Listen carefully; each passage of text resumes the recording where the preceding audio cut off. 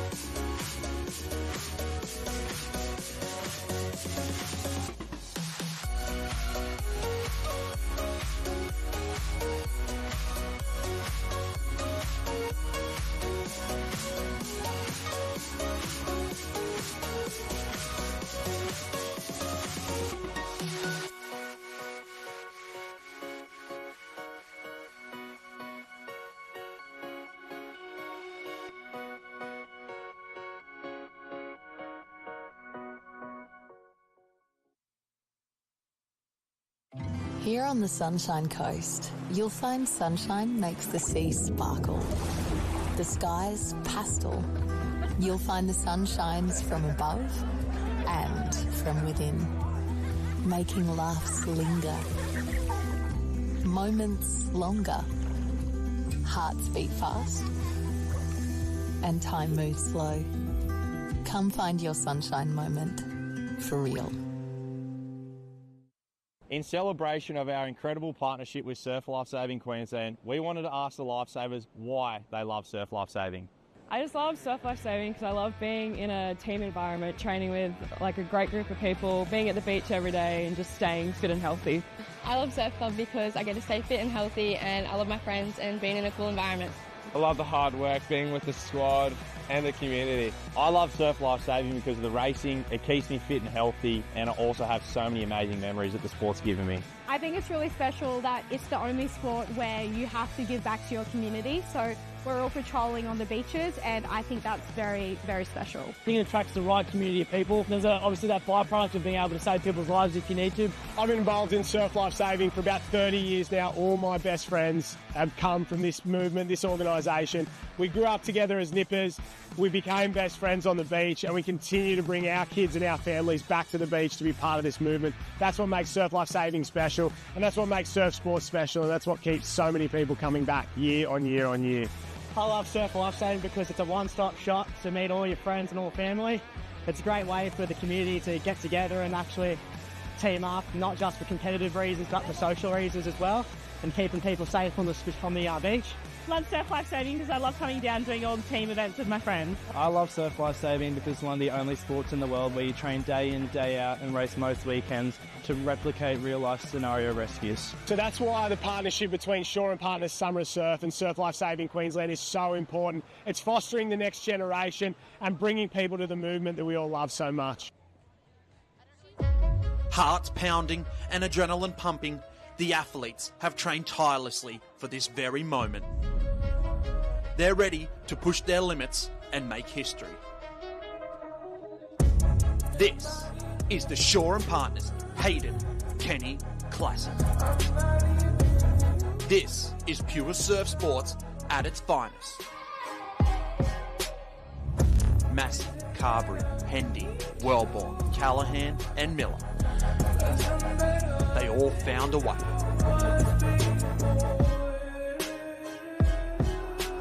Who will rise to the occasion and claim the title? Who will stumble and fall? Join us for an unforgettable day at the Shaw and Partners Hayden Kenny Classic.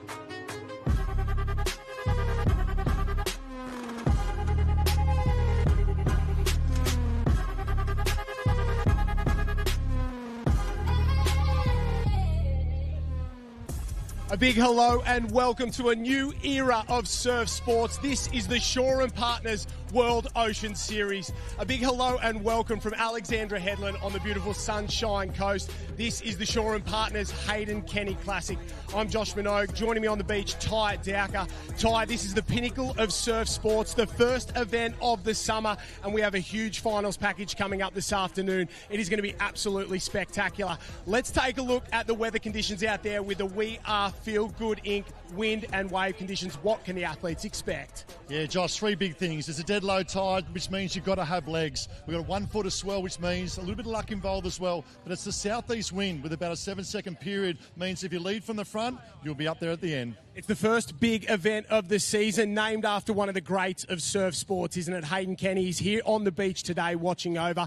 He'll be impressed with what he sees, but it's the next generation that's really exciting, isn't it? Yeah, most definitely. Like the club just celebrated 100 years. The great man's right behind me here of Hayden Kenny and his sons as well and grandsons as well. But it's the 17s that really lighten the day for me. We've got 8 Race 1 tickets up for grabs. Now, they are racing here on the big stage in swim, board, ski and the iron, and they will deliver as well against the Opens. They won those tickets this morning through to the Open finals. We've got a huge finals package coming up this afternoon. We're not going to hang around. We're going to get straight into the action. We'll send you up to the booth with our callers for today's finals package, Stu Duff and 2 all-time greats of surf sports, Harriet Brown and Matt Poole.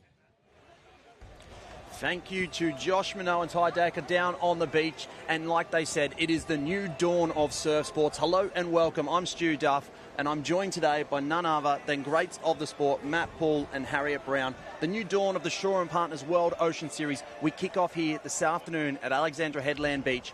We begin with the open female and male board before we roll through to the swim, ski and iron. Paulie, Harriet, how are we all doing this afternoon?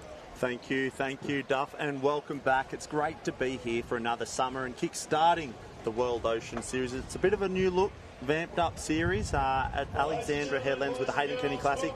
I am pumped to see what goes down today. It's going to be an absolute cracking afternoon, and Harriet, welcome to the commentary booth for the first time. It's such a pleasure to have you here joining us. Thank you. Obviously, Thanks, Duffy. Just out of retirement last year. You're enjoying the time off the sport? I certainly am. I finished up last year racing. I absolutely love racing, but it is really nice to be able to sit it out this time. I think it's time, as an athlete, when it's time to retire, that it's time to finish. But it is so nice to be here and watching these girls, and I know how much effort, like the girls are standing on the line there getting ready for that board race, and I know how much training goes into this. So it's such a great event, and it's awesome that they have so much of a big platform with the Shaw and Partners World Ocean Series to be able to showcase their skills. Enormous platform for the World Ocean Series. $75,000 in prize money will be awarded throughout the day through all the individual and mixed taplin relay. With program of events like we just said, the board, swim, ski, iron, and in the grand finale, we are in Taplin Town. Alexandra Headland has been coined Taplin Town because they are the masters of the Taplin. They are the greats of it. They won the world title, the Australian title, and they are looking to go and win it here on their home beach in front of the pavilion full of their VIPs, including the great man himself, Hayden Kenny. Yeah, look, it's going to be exciting, that Taplin. I mean, whenever your team's bolstered with the names of Alani Pallister, that's got to be a game set almost advantage, hasn't it? Well, that's right, Lani Pallister, a 2024 Paris Olympian, but she's not the only Olympian in the fold as well. We get Riley Fitzsimmons come back in, as well as Ali Clark from Surfers Paradise. So we have Olympians, world champions, Australian champions, the absolute stars. This is the #1 event in the surf sports calendar, and it kicks off right now with the open female board relay. Paulie, do you want to run us through the start line? Yeah, look, starting from left to right, we've got Liv Clues of Newport there, Emma Woods of Alexandra Headland, Lily O'Sullivan, the current world board champion in there, Hannah Scully going for her 4th series board in a row, titles in a row, Millie Derbyshire, Surfers Paradise, Carla Papak, Piper Harrison, Brodie Trinker, Dakota Luke, Luca Pitha, Liv Corrin, Holly Holmesby, Morgan Trinker, Lizzie Wellborn, Tiani Massey of Maroochydore, just up the road there, Georgia Singleton, Eva Ashworth, Grace Otto, Kimberly Doyle, Tilla Garrett and Isabella Tate, our young gun, race 1 under-17 ticket winner. This is a hot board field. There are so many incredible athletes in this, and they're getting ready for their start. You can see on the northern side, Tiani Massey on the south. They will hit the sand here at Alexandra Headland Beach, and they will hear the roar of the crowd as they come on through. It's a sprint across the sand to see who will become the first ever event winner of the World Ocean Series champion. Is it going to be Lizzie Wellborn? Is it going to be Tiani Massey? Lizzie Wellborn at the moment with her nose out in front, but the fast style, what we've seen time and time again, she is repeating her sprint finishes. Tiani Massey is going to take this one out. She's going to be your first ever World Ocean Series champion as she kisses the armband for her nan during the week. What an emotional performance for Tiani Massey. Unbelievable. What a way to start the new era, the Shaw and Partners World Ocean Series. Goosebumps. Absolutely beautiful. Tiani Massey, her nan passed away during the week, and I know she's had a really tough few days, and I was speaking to her mum this morning, and it was whether she would race, whether she wouldn't, and that is such a gutsy finish, and Lizzie Wellborn to just finish in behind her is really exciting for her season ahead as well. And we're going to throw down to Josh Minot, who has the champion on the beach. I am on the beach with the champion here, Tiani Massey. Talk me through that win. It's been a tough week. Yeah, it's been a very tough week. I lost my grandma on Wednesday night, and yeah, it's been an incredibly emotional week for the whole family, and so I really just wanted to come out here and have fun racing and just enjoy it and do it for her, so that was pretty special. Talk me through that sprint finish. Did you find something deep down? Yeah, absolutely. She was there with me the whole way, and I know that I wouldn't have been able to do it without her, so... And the first ever Shaw and Partners World Ocean Series race win. That can never be taken off you. It's something truly special. Yeah, I haven't actually won an open board race yet. So it's taken me a long time to actually get one. So, yeah, I'm pretty proud that I finally got there. Well done. Thank you. Wow, Tiani Massey, 4th last year, like she said, winning her first open board race ever, and to do it in the fashion she did after losing Grandma during the week on Wednesday night. We saw the emotion there, kissing the armband, the look up to the heavens. A great way to kickstart the new era, the Shaw and Partners World Ocean Series. It just goes to show how mentally tough Tiani Massey is. I think we always see her shine when things are going hard and when there's something tough going on, and that was just a testament to her, and being able to get out there and get ahead was really impressive. And she's been up there in so many board races, so it was really nice to finally see her come through with the win. Unbelievable performance as well from Lizzie Wellborn. She puts Tiani Massey all the way, and Brodie Trinker rounds out the podium. Not all but bad for Hannah Scully, 4th in her opening campaign for a retaining the title there, looking to go for 4 series champions on the road. We now turn our attention to the men, the 21 fastest board paddlers in the world, right here on Alexandra Headland Beach for the Shaw and Partners World Ocean Series. We get to see the men in action for the first time. Paulie, you've got a start list? Yeah, Duff. Look, one thing that we're going to see from this men's field is there is so many young, fast runners in this field. So this low tide, it's going to be explosive in the water, but equally as fast up the beach. We've got defending Hayden Kenny Classic winner Odin Parrish in position 1, Kai Taylor, Sean Riley, Connor Maggs, Mitch Morris in there, Lucas Berezwick, Charlie Morris, Jake Morris, Charlie Verco, Taj Andrews, Adam Palmer, Cooper Williams, the local boy from Alexandra Headlands here, Tex Dixon, Sam Frost, Australian board champion in Zach Morris, and none other than right beside Zach Morris is Corey Fletcher of Burleigh, who's the defending series board champion. We've got Joel Piper of Burleigh, Braden Casamento, Kai Harlan, Darby Meyer, and the race 1 under-17 ticket winner, none other than Connor Maggs' little brother, Noah Maggs. I believe he is the race 1 ticket winner for the Open Iron later as well. So we will get to see the young gun Noah Maggs quite a few times here around this course at Alexandra Headland Beach. They are in the hands of the starter now. There's a tense energy on the beach. There would be at least 1,000 people in spectating, as well as many more. A big shout out to everyone watching on KO Sports, Facebook and YouTube. We are live and free, and it's a fast start across the beach. It looks like Charlie Verco has had an absolute fly through the middle, Paulie. Charlie Verco, I tell you what, you might be the best board paddler in the field, but if you are not a fast runner, I don't think you're going to get a look in on today. Did you see how fast that run was in then? The boys were absolutely flying, but it's Charlie Verco on that orange board in the middle there that is doing the best of it at the moment. On his outside there, I'm going to say Mitch Morris, Connor Maggs are also doing very well, but down towards that southern end, it's hard to make out, but it might be Corey Fletcher or Joel Piper. I'm not exactly sure yet, but two of those boys are extremely quick, but I think the run finish that we'd all love to see, the question on everyone's mind, Corey Fletcher or Zach Morris, who gets it up the beach? I would love to see this here. That would be fireworks, and we may just get that because Corey Fletcher is to that race 1 can, and he's going to be the inside line to turn that one as well. So away they go, away to the Shaw and Partners cans, all the way out the back there. So the long course there for the boards. As you can see, the legs just start to tire a little bit. They go down and they make the turns there. It is the board champion from last year, Corey Fletcher. Right on the side of him is that of Charlie Verco. Right up the back there, the Victorian Underbelly Heads Mowbray Park Cup, Sean Riley. So at the moment it's 1, 2, 3. Burleigh Heads speared out there with Corey Fletcher. He was the champ from last year.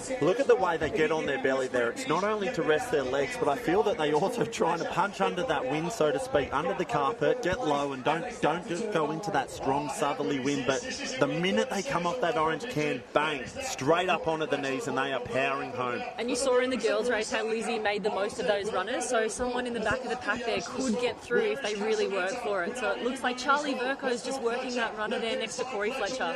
Yeah, Corey Fletcher and Charlie Verco side by side at the moment. Yeah, look at the stroke rating on those boys. Charlie Verco, the current Molokai to Oahu World Paddleboard Champion, is just eating up these runs on the way home. But in the middle there, Sean Riley's not giving the boys an inch. You can see him staying on the top of that runner just now. He's looking for this next little bump, but it's at the moment advantage Fletcher and Charlie Verco. Charlie Verco's on one. He's caught a little runner and it looks to be potentially on his own there. It looks like you called it from the very start. You might be the best board paddler. It won't mean nothing if you can't get off the beach. And Charlie Verco was the fastest off the beach. The job is not done because we know what it's like when Corey Fletcher starts to hunt you down. He can go all day long, but Charlie Verco is not going to give him a sniff. He's going to be your champion. 10,000 points in the bank there for Charlie Verco as he crosses the line in the Shaw and Partners World Ocean Series. Corey Fletcher coming across in second, as well as Sean Riley in third. Joel Piper in fourth and Mitchy Morris in fifth. Charlie Verco, take a bow. What a performance. I was just having a bit of a chat yesterday to Bevy, and we were talking about how effortlessly good he was moving on his board yesterday when we watched through the Ironman heats, and then again this morning in some of the board relay heats. He's light and strong, and he moved that board amazing. Let's cross over now to Joshy Minogue to hear from the winner. I've got the winner here, Charlie Verco. You are the world downwind champion over 50 kilometres. That was barely 50 seconds, mate. How do you do it? It's been a lot of effort to making the change from the distance stuff to the short stuff. But I'm really happy with how I've been training on the board. And I've had such a good squad around me. I'm pretty stoked to come away with the win there. Going up against Corey Fletcher, he's the fastest man across the sand. Did you think you had a shot when it come down to a sprint? Absolutely not. I knew I had to have a pretty good advantage. I've watched him run down many people to take some wins last year. So, yeah, it was no way I was beating him in a sprint.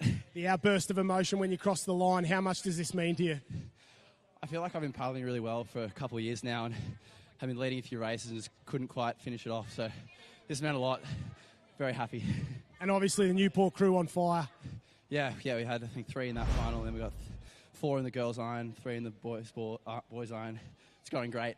Great start to the season. Charlie Verco, ladies and gentlemen, is your board race champion here at the Hayden Clinic Classic. Thanks, Joshy.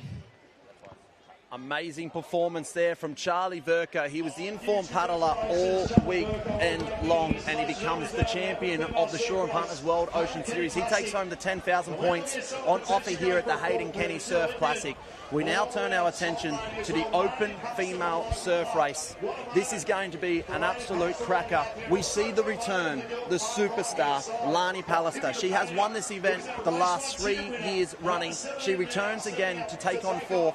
She got beat at the World Championships in the surf race. The first time she has lost the surf race in over 4 years. She will be looking for redemption, and what better way to get it than on your home beach? I had a little chat to Lani just before, and she won't mind me saying, you can tell when a champion doesn't like to lose a race. She's won many, and for years now back-to-back, but she said she lost that Worlds one, and she threw a little bit of a tantrum because she's that much of a star athlete and they don't like to lose. So I reckon she's out for redemption today, especially at her home beach. Yeah, Lani is super competitive and she loves to dominate and she loves to be up the front, and that's what she'll be trying to do today. And she's so excited to be here off the back of the Olympics. She seems very relaxed and ready to fire. Yeah, I spoke to Lani just before the start of the finals package, and she was a little bit concerned with the length of the swim. She thought there's a lot of running involved, but one thing about Lani Pallister is she is not just a pool swimmer. She is an unbelievable athlete, and her run leg is almost her biggest strength when it comes to these surf races. You're exactly right, and there are not many pool swimmers who can run very well, and I say that pretty confidently, but Lani is one of an exception, and she's actually kind of hitting the front there. It's all pretty spread across there, that we have a couple of girls from Northcliffe, but it looks like Lani Pallister's out there on the left. Yeah, Lani Pallister had a great start. She was quick into the water and away she went. It looks like the BMD Northcliffe girls have gone to the front. The Gone girls of Northcliffe, your old training crew. I think you've still been getting down a little bit though, haven't you, Haz? Yeah, I've been heading down there, did a little bit for the in the Coolangatta Gold, did a board team, and then I'm just going to be heading down to help Floody out a little bit. She's got a lot of girls on her hands there, but it's exciting. They're all training so well and so hard, and it's exciting to see. Yeah, we love the Gone girls here at the World Ocean Series. They're some of our greatest competitors and we love to see them racing well. But have a look at Lani Pallister dominating this field. She has gone 10, 20, 30 metres clear potentially of the rest of the pack. This is domination. She is out for revenge. She definitely is, and she's really tried to stretch them at the beginning. I think that would be part of her tactic, and then there's a massive pack behind. There's a couple of girls that aren't in this swim final that we usually see. Naomi Scott and Georgia Miller, they must be resting up for the Iron coming up. Wowee. Just have a look at that on the screen. What we're seeing right now, this is a final and they did go off together. Look at that lead that Lani Pallister has got in such a short time. Olympic gold medalist at the 2024 Paris Olympics in the 4x200 metre Australian team, and she is streeting these girls. Now, this is not an amateur competition. This is the best of the best that we have, and Lani Pallister is making this look easy.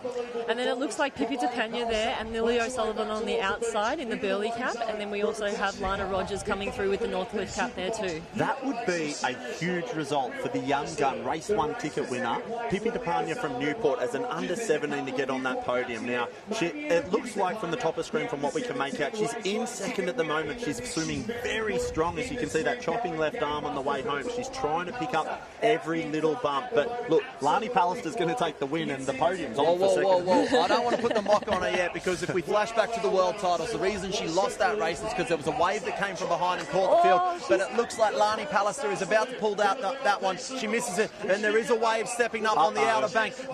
This is danger territory right here, Paula. You caught her home. You might have jinxed it. I think it's going to be enough. I think she's going to be safe. She has absolutely annihilated that field. This is a strong performance. Listen to the crowd as she comes through the water here, because the crowd will go off. She will give the razzle-dazzle, the high fives, the smiles. She is the home crowd favourite, but there is a race out the back for the minor places. Pippi Tapania. As we see Lani Pallister, all are adoring fans out there on the beach. What an absolute star we have in Lani Pallister. There is a good race up the beach for second and first between our race 1 ticket holder, Pippi Tapania, but Lani Pallister crosses the line. She takes the top honours, and it's going to be Gemma Smith-Welch in second place as the runner-up, and race 1 ticket winner, Pippi Tapania, the under-17 superstar, rounds that podium out in third.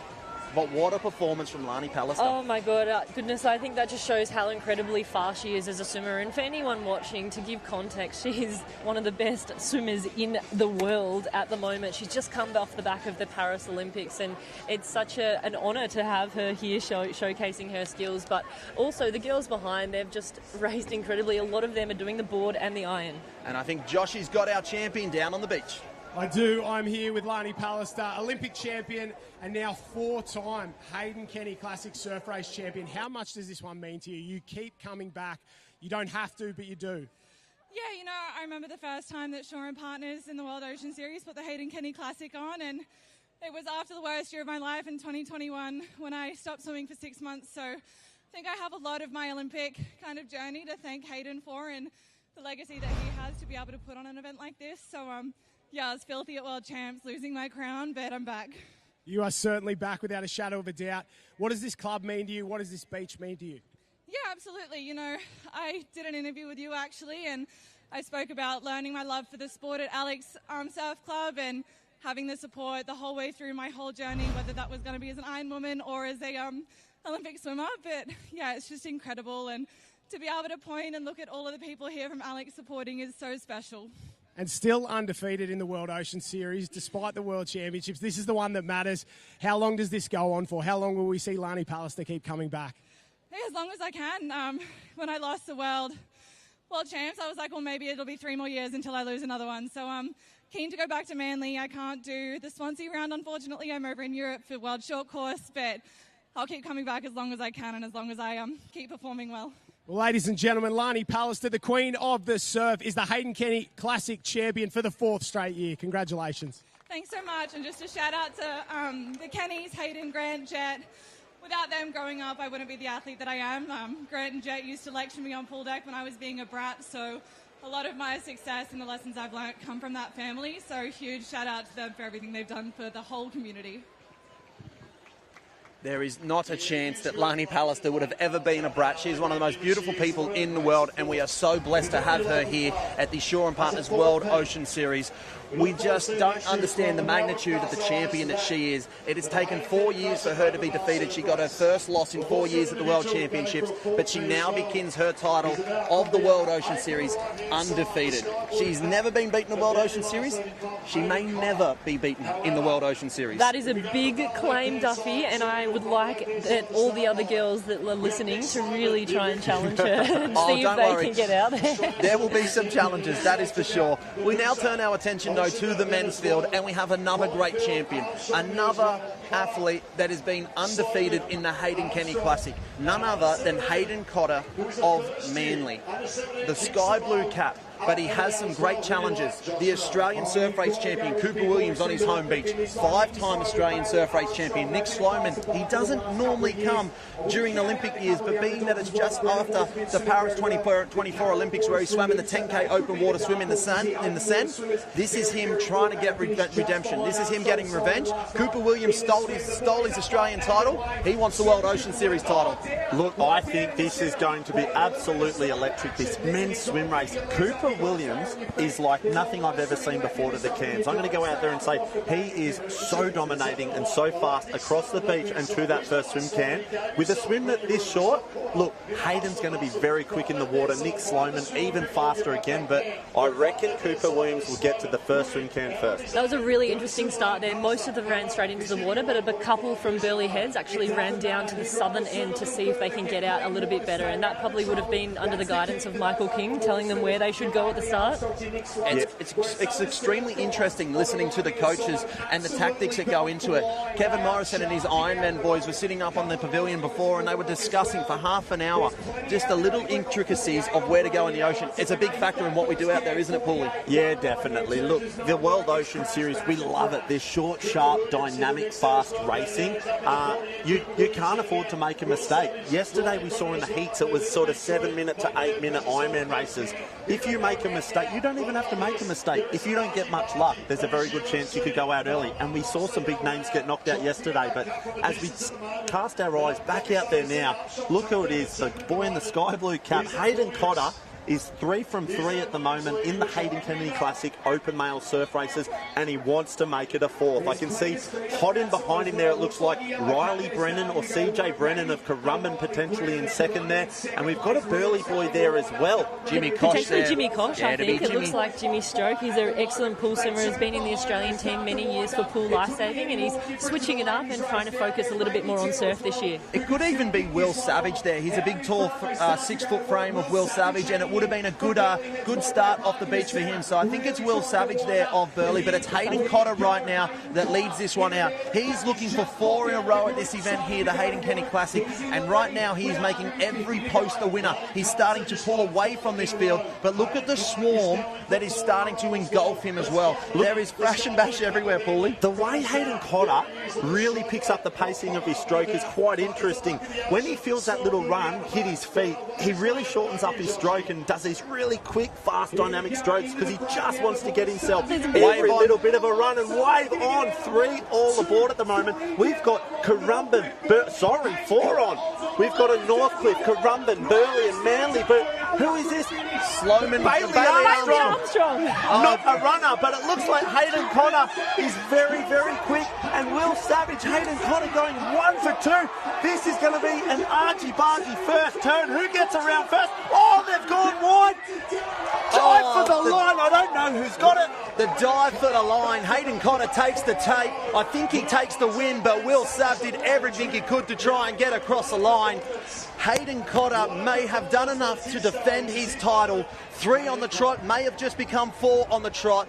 4 on that leading wave. What Bailey Armstrong emerges from the mess. The run leg didn't quite get him across the line, and Hayden Cotter had wheels across the sand, and Will Savage pushed him literally the whole way around that corner, and the dive for the finish. We have seen that time and time again. Lockie Tame and Mitch Trim dove across the line. We now have Will Savage and Hayden Cotter with Joshy Minot. Can't split them, Joshy. I'm down here. I cannot split him, Duff, man. Hayden Cotter chasing 4 straight wins. He thinks he's got it. Talk to me, Hayden. You led the entire way home. Tell me about that finish. Oh, that was tough. I went out hard. You know, it's sure you got to get off to a good start, and I got off to a real good one, thank God, man. Will flew out, so it was good. And then I knew I had like a tiny bit of lead. I was praying for that leader's wave, but couldn't get there, so right at the beach, and you're going to go for it. Big Will, the West Australian now at Burleigh. You threw everything at Cotter at the end there. Do you think you got there? Oh, I'm not sure. It was really close. It's going to be close, yeah. I had a good start. He just went past me around the cans and then got that little wave, which was pretty good. Talk to me about how tough it is to sprint finish like that for the title, everything on the line against one of the quickest guys on the beach. Yeah, it was definitely tough. I don't think I've ever been in a sprint finish that close before, so it's pretty good. We'll leave that one to the judges. Good luck, gentlemen. Congratulations on a great effort there. Hayden Cotter chasing 4 straight. Will Savage chasing his first. These 2 boys, they both deserve it. What an unbelievable finish. The closest and tightest finish we have had so far here in the Shaw & Partners World Ocean Series. We will bring the confirmation once the official results come through, but I'm going to go with my gut. I'm going to go Hayden Cotter taking that one out marginally in front of Will Savage, and it was Riley Brennan that rounded out the podium.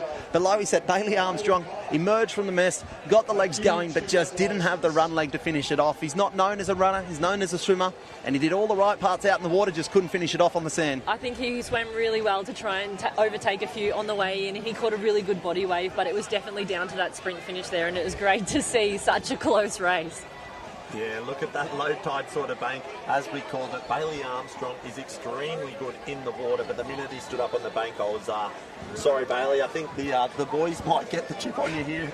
As we saw Will Savage and Hayden Cotter, I was actually shocked at how, because Will Savage is a very tall, strong, fast finisher, and Hayden Cotter did not give him an inch. No, he didn't give him an inch at all, and that was surprising to me. It was really surprising to see the wheels that Hayden Cotter did have, and it looks like he is going to get the win here. We are going to turn our attention. Once we get the official confirmation, we'll let you know, but we are going to turn our attention now to the open female ski race. A little bit of argy-bargy between the boys here at the finish as well. They're tense. They're all hanging around. They're waiting for it. But we are going to go through the open female start list. We've got the MVP champion of last year right up the top, the Viper, Piper Harrison, Jazzy Locke of Newport, Bella Williams, BMD Northcliffe, Natalie Drobot of Avoca Beach, Emerson Hardy of BMD Northcliffe, Liv Clues of Newport, Carla Papick, Burleyheads, Mowbray Park, new colours for her. Phoebe Woodhouse, the local hope of Alexandra Headland. Gemma Smith, the Shaw and Partners Coolangatta Gold champion. Janaea Massey in new colours as well of BHMP. Emily Doyle, B&D Northcliffe. Jazzy Raywood, the champ from last year. Jazzy Raywood is back to defend her title. Chalise Menfee of Burleyheads, Mowbray Park. The AK-47 on Annalise Kibble.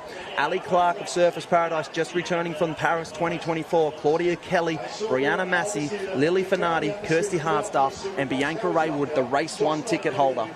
Yeah, that was an incredible race. Bianca Raywood winning the Race 1 ticket holder for this race. She's also made it through in the Open Ironwoman race. So she is having a huge weekend, but such an exciting weekend for her as well.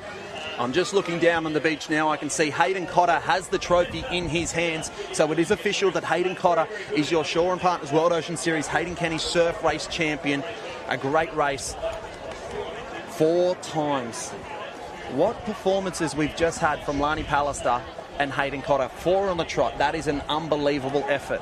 Unbelievable effort indeed. It is so difficult in surf, in so many varying formats and conditions, to be that consistent, especially in a surf race when time and time again we see the waves coming through playing spoiler on the results.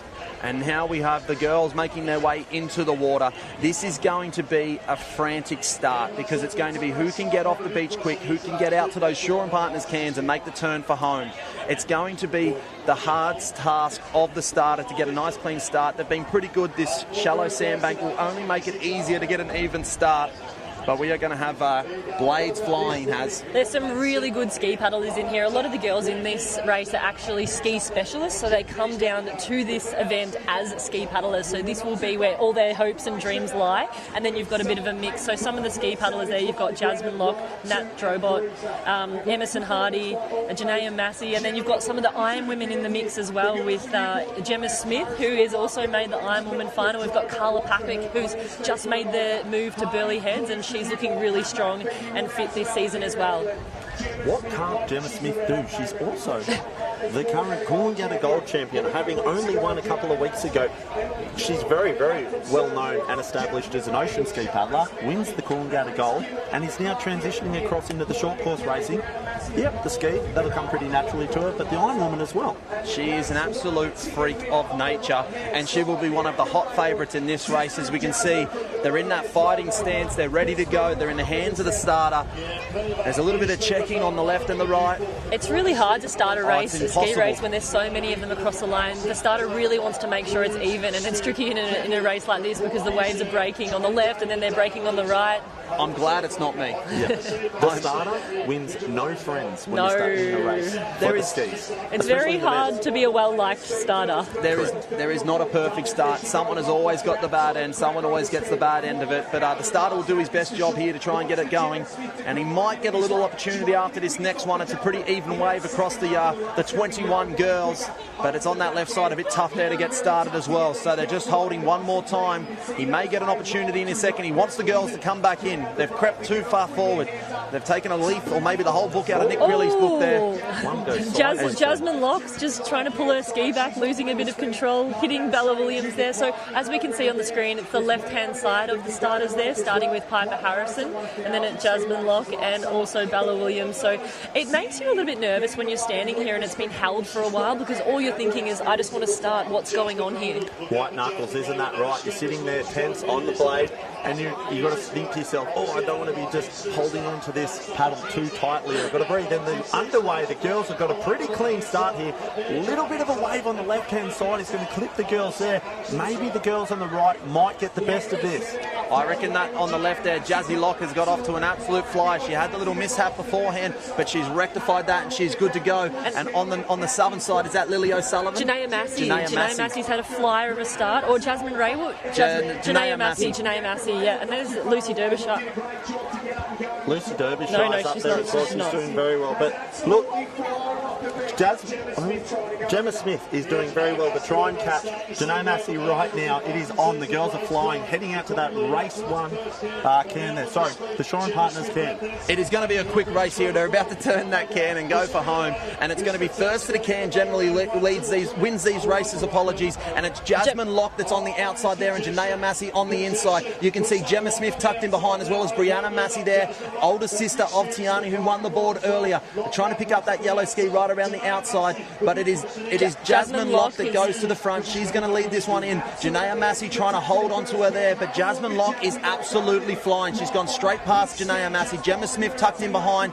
Avoca out the back there as well. So on her way home, Brianna Massey tucked in on the pink and white, but it's Jasmine Locke that leads this one in. She's going to get a little run out of this one as well as Brianna Massey gets a little lift. Piper Harrison as well is in the mix now. She joins the party and she's starting to get to work. Down on that southern side though, they're onto a wave. There's 3 on the wave. Brianna Massey pulls down it as well. It's Gemma Smith in the middle. It's Avoca there on the outside. Nat Drobot on the outside and Brianna Massey on the inside. So there's 3 on this wave here. These girls are ski specialists. Do not ride out as well. Piper Harrison, she's alive in this as well. She could come over the top. Gemma Smith is very fast across the sand and she will give it everything here. She gets her nose out in front. She's the first to hit the sand. And Brianna Massey starts to go as well. It's Avoca Beach, Drobot there of Avoca. She's got herself out in front. She just might be the brightest star here today. She's got herself in front of the Coolangatta Gold Champion and she's going to take this one out. What a win there from Drobot of Avoca. Wins her first ever Shore & Partners World Ocean Series 10,000 point event in emphatic fashion.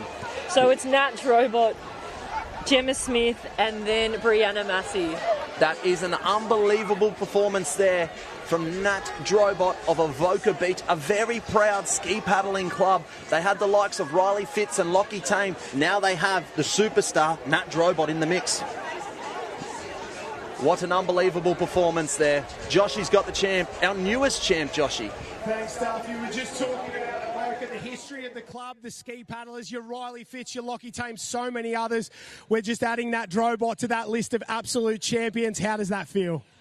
Yeah, it feels pretty good. I think it's been a long journey and we had a few big months of training in the kayak, so I'm glad I'm able to back it up and ski and, you know, like looking up to Lockie Tame and, yeah, Riley. It's been just so good to add my name to the list.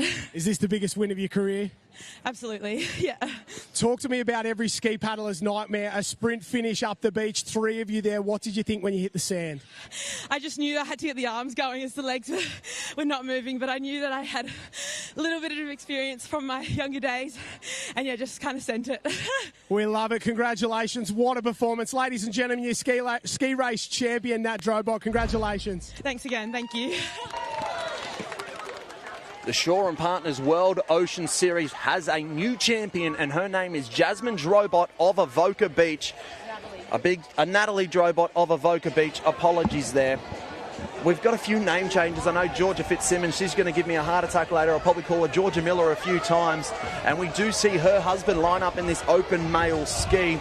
A big shout out to all those that are watching at home on KO Sports, Facebook and YouTube, especially Nick Crilly. I know he's watching at home and he wasn't too happy with that comment from before. Well, if the girls are having a little bit of a creep before at the start line, I dare say the men will as well. They are very eager to get on with that start finish. If you're not in front off the start, it is very hard to paddle through that field, especially as you have a little bit of a look down some of the names there. There's Olympians, Australian ski champions, world ski champions, defending series champions in Corey Fletcher. With a low tide bank like this, you'd almost say he'd have to be the favourite with that big run leg. He will most definitely be the favourite in this long run leg. Being the series champion from last year, he won 3 10,000 point events, and the way that he was chasing down Charlie Verco in that board earlier, I think he's faster than he was last year, which is a scary, scary prospect. I know we had that great race at the Shannon Eckstein Classic where Mitch Trim was chased down from miles back by Corey Fletcher, and I don't think Mitch Trim hasn't forgotten it yet. He has not forgotten it. You just don't see that in our sport. Usually if you're on the lead wave, on your own wave, you are home and host. It's almost like a gentleman's agreement. Normally you'd say, you can go up the beach, have a little claim, but if Corey Fletcher is one wave behind you, he legitimately can run you down and steal the win from you. It's terrifying. I don't think we ever see that in surf sports apart from that one time with Corey Fletcher. So you don't even think that you're safe in a ski race like this when you've got Corey Fletcher. Now, for this ski race, I think what they'll be aiming to do is get to that first can first, because what we've found in all the other races that we've been watching this morning is that the person that turns first has the first pick of the runners on the way in. So they will be firing at the start. You'll see their rating up. There's a lot of power amongst these men, and they will be trying to get to that first can first. Can you imagine young Hayden Pickering, an under-17 race 1 ticket winner, standing on that start line, looking at the shoulders and the Olympians down from you and thinking, oh boy, this is going to be tough. It's a daunting task ahead of him, isn't it? Yeah, look, what an opportunity. The race 1 golden ticket for Hayden Pickering, and he's from the hometown club here of Alexandra Headlands. As we take a bit of the boys are marching the skis in here, we'll give you a quick rundown of the names. Brad Rubik, Riley Fitzsimmons, Charlie Walker, Aidan Carberry, Perrin Phillips, the man from the UK competing for North Burleigh here. Jamo Porter, Mitch Trim, Campbell Greaves, Jaden Murphy, Maguire Reid, Cooper Miskell, Jackson Collins, apologies, George Wenman, Jaden Erskine, Jet Kenny, Corey Fletcher, Cooper Williams, Big Bad Benny Carberry, Mitch Stitt, Alex Stewart, and the young man Hayden Pickering as the boys get ready for a start. Jet has been paddling extremely well here this morning. He had an unbelievable paddle in that opening Taplin, the male Taplin. He was strong in the ski relay. He had a win in the double ski. He's probably the fittest and most focused that I've seen him in a long, long time. I think he's a real shot today to be in the mix for this one. We can see a few of the arms going up on the start line as well. Some not happy with the way that this looks like it's going to start, and it is. There's so much emphasis on this start. We make a big deal out of it, and that's because it is a big deal. If you get this start wrong, it is race over. There is nothing more crucial in our sport than the start of a ski race, Paulie. Oh, absolutely. We've talked about it before. When you're swinging those paddles side to side, left to right, you're having a look at the boys there. 21 starters side by side, and look at those blades. As you can already see, so many on the north just clashed paddles, and it's just pulled them so far back as one is still jumping in his ski. Jacko Collins there as well on the blue and white ski. Not the start he would have wanted. That is race over Jackson Collins. He is just going to get his way around, and it's Georgie Wenman there of Mermaid Beach flying out of the gate, as is Cooper Williams and Jet Kenny, the local boys. There's the Australian champion Ben Carberry, but George Wenman has absolutely flown out here alongside Jet Kenny. They are leading the charge right now. It was a tough start for those up on the northern end, but we can see Jet Kenny, he's the informed paddler. There's Mitch Trim just coming into shot as well. So Jet Kenny's going to be first to the can. First to the can is so important. It is almost it's a winning move. Absolutely, because you get the first pick of the runners on the way in, and they're going around the orange shore and Partners cans. It doesn't matter about the others, but this is Jet Kenny. You said he was in form, and he definitely looks like he's in form right now. Yeah, nice and long. He's an explosive athlete. Look at him now. That rating has come down a little bit. I don't know if he's trying to suck in a few big ones before he's going to pick it up again, but he's going to want to, because Cooper Williams is just behind him, as is Mitch Trim, Jamo Porter, and a stack of other athletes. Jet Kenny needs to up the rating. Jamo Porter on that southern end is flying. Jamo Porter on the southern end is flying, and Jet Kenny looks like he's blown a little bit of a valve, but he's still leading this one. Look at this, 1, 2, 3, Alexandra Headlands. The beach is going off its absolute head right now. Georgie Wedman screams down one as well. Here comes Mitch Trim. There's 5 on this leading wave. Right on here on the southern side, Ben Carberry, the Australian ski champion, gets on it. We're going to have a race in 5, ladies and gentlemen. From the south side there, James Porter, Cooper Williams, George Wenman, Mitch Trim, and Ben Carberry. Away we go, and off the sand, Jet Kenny's up as well. Ben Carberry's got himself out in front. The Australian champion looks like he's going to become the Shore and Partners World Ocean Series champion here at the shore at the Hayden Kenny Surf Classic. 10,000 points. The big man is back, and he may never leave again. Benny Carberry takes out the Hayden Kenny Classic with George Wenman and Jet Kenny rounding out that podium. I love seeing George Wenman come across the line there. I think he was in third, and he just looks so happy to be on the podium with these two guys, probably his idols. That is an unbelievable race there from George Wenman, as it was Ben Carberry and Jet Kenny. That is the best race we have seen from Jet Kenny in many, many years. It looked for a moment like Jamo Porter was going to come down that wave on his own, but it ended up with 5 on a sprint finish. Yeah, at one stage there, we had an Alex Headland 1, 2 and 3. It looked like it was going to be party time here. The bluff bar was about to open straight away, and they would have all piled in there. They would have cancelled the rest of the comp. And Joshy Minogue's got the man Benny Carberry. I am here with our winner, and to be honest, the spoiler, Benny Carberry. Alex was celebrating. They thought they'd got one. You came out and stole that one. What a performance, Benny. You've got to be happy with that. Yeah, I was pretty lucky. I was out there like a dairy farm. I milked that runner all the way in, and yeah, I was lucky enough to get it up the beach. You keep calling yourself lucky. You're the Australian ski race champion. You're now the winner of the first round of the Shaw and Partners World Ocean Series. You are a damn good ski paddler, mate. There's no luck there. Oh, a little bit of luck, but yeah. Talk to me about that one on the way home. The boys got out super quick. You found a way to get that runner? Yeah, Cooper had a really good start. I sat on his side. I was lucky enough to have the inside run and then sort of set my race up there. I thought Jetto might have got the first runner, but was lucky enough to link it up all the way through. Save it up now. Ironman coming up in a little bit. Mate, ski first. You got to feel good about that? Yeah, ski first. Hopefully can set it up and just stay consistent, really, and not make any errors. Love your work. Ladies and gentlemen, Ben Carberry is your Shaw and Partners World Ocean Series ski race champion. Cheers, Joshy.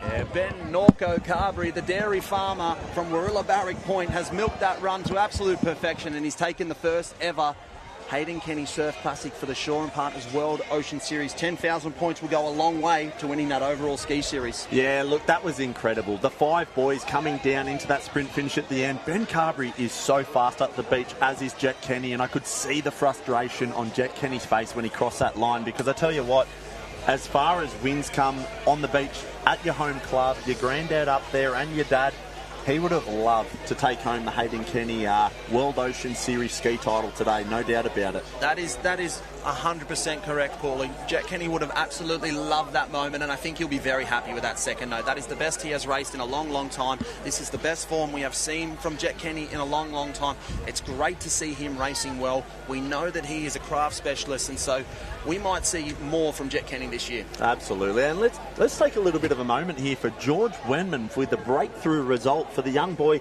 the young Kiwi boy from Mermaid Beach Surf Club there.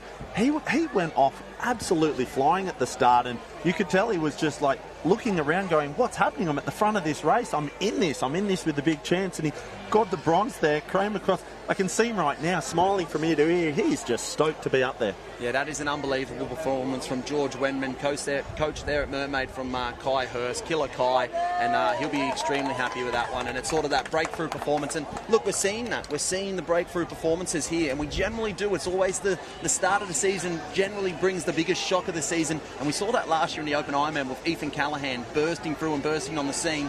Is this just the star we need for George Wenman? I think so. I think that's the best thing about this first race of the season is you don't really know what everyone's been doing in their off-season. Everyone's kind of looking around being like, who's been training, who's been putting in the work, who's looking fit, who's feeling good.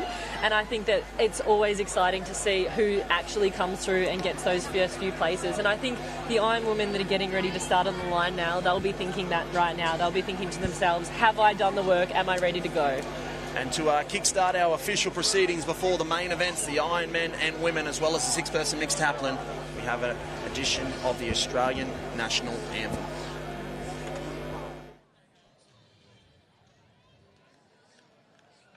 Well, ladies and gentlemen, if you could all please be upstanding, singing the Australian National Anthem from Alexandra Headlands, Tai Hanari.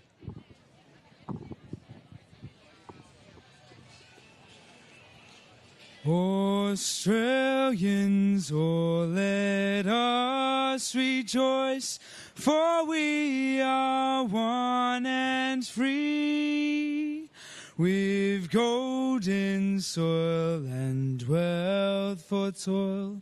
Our home is girt by sea.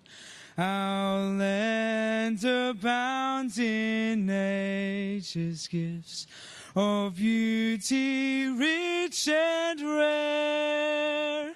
In history's page, let every stage advance Australia fair. In joyful strains then let us sing, advance Australia fair.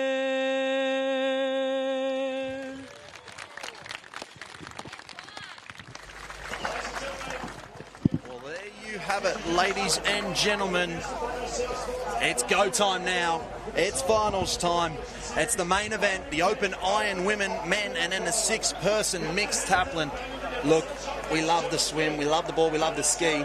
Let's be honest, we love the iron a little bit more, don't we? I think we do, just being biased, love it a little bit more, but it's just because it showcases the board, the swim, the ski, not in that order, and then the run as well. It is really showcasing who is the best across the board, but it's not just who's the fastest and the strongest. It's all about tactics as well here, because this is a long race. We might be going for 10, we might be going for 12 minutes, we might be going a little bit quicker if there's a longer run, but the girls are getting ready to go down the start line. They're looking a little bit nervous, actually. Some of them, this means a lot, this race to them. Yeah, look, like you said before, Haz, they've spent all winter long slogging it away in the pool, at the running track, in the ocean, and now it's time to reap what you've rewarded. Who's put the money in the bank? Who's the fittest? Who's the fastest? You've got a little bit of social media, and everybody's tracking everyone's Whoop, Band, Strava, social media to see what training they're doing. But now all that means nothing. It's go time. It is go time. In the previous years of the Hayden Kenny Surf Classic, we've had the winners of Tiani Massey, Lizzie Wellborn and Georgia Miller. Who will win this year? Will it be the race 1 ticket winner, Bianca Raywood? Can the under-17 upset older sister and the rest of the girls here in this open Ironwoman final? Wouldn't that be an absolute fairy tale? She has had so many races today, but I think she has really shown that she can mix it with the open girls. Being from under-17, she doesn't have a weak leg, and I think that that's what is going to be the winner today. It's going to be someone who doesn't have a weak leg, who can get out really fast at the start of the ski race and hold it together. Last year was very much the Lana Rogers show, wasn't it? Very much so the Lana Rogers show. Now, we saw a couple of weeks back, she didn't quite get through the Coolangatta Gold. Going into it, she was probably dubbed, I would say, the favourite, and withdrew after the ski with a little bit of an injury. Now, does that play on her mind? What sort of Alana Rogers are we now going to see a couple of weeks later turning up to the short course racing? I think it's a difficult task when you're the champion, because everyone is watching for you. You can't fly under the radar. You can't hide anywhere out there. So all eyes will be on Lana Rogers, and she will be the one to beat. As we see the starters, the referee going through all the orders, Lana Rogers, as cool as you like, just hanging out the back. She's away from the hustle and the bustle. She's just out the back. She's keeping herself cool and composed, whereas the others, they're sort of in there a bit more intent. We see the name change as well. Georgia Miller becomes Georgia Fitzsimmons.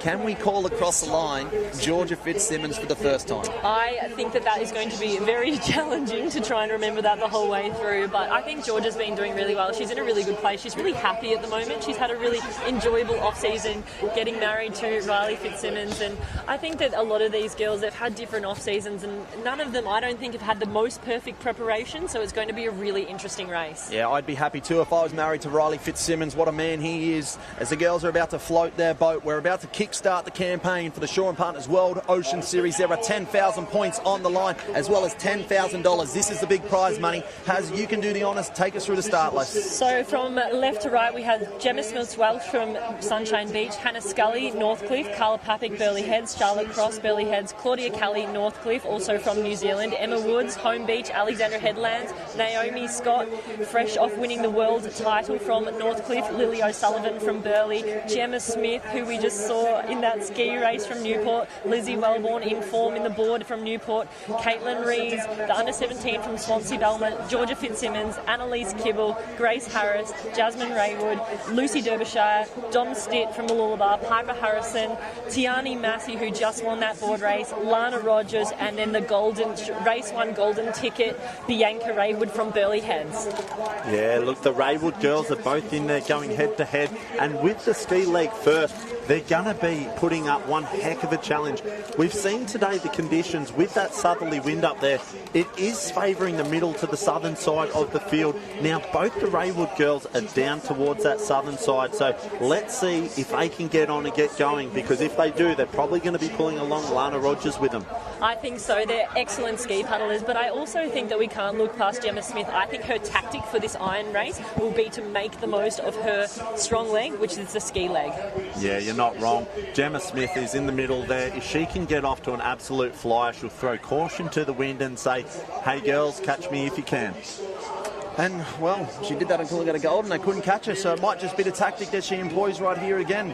We are about to have a start here in the first ever Shaw & Partners World Ocean Series Ironwoman final. 10,000 points and $10,000 on the line thanks to our partners, Shaw & Partners and Race 1. And away we go. We're underway here. The new era has begun. We've started and it's a clean start through the middle. Hit, though, on the southern side there is the Race 1 ticket holder as well as last year's series champion, Lana Rogers. She climbs that one as well. She gets up and over, but a fast start right through the middle there for none other Georgia Fitzsimmons. Piper Harrison has just come off her ski at the start there. She got clipped by a couple of waves. That is very, very unfortunate because she is a very impressive ski paddler. But it looks like going to the lead is actually Naomi Scott from Northcliffe on that inside, and I think we've got Gemma Smith as well on the left-hand side from Newport. This is a really tight start, but a few of them just got clipped. Lana Rogers got clipped on the outside, but it looks like Naomi Scott is heading towards that can. As we said before, time and time again, you want to turn that can first. So Gemma Smith is turning first on the inside,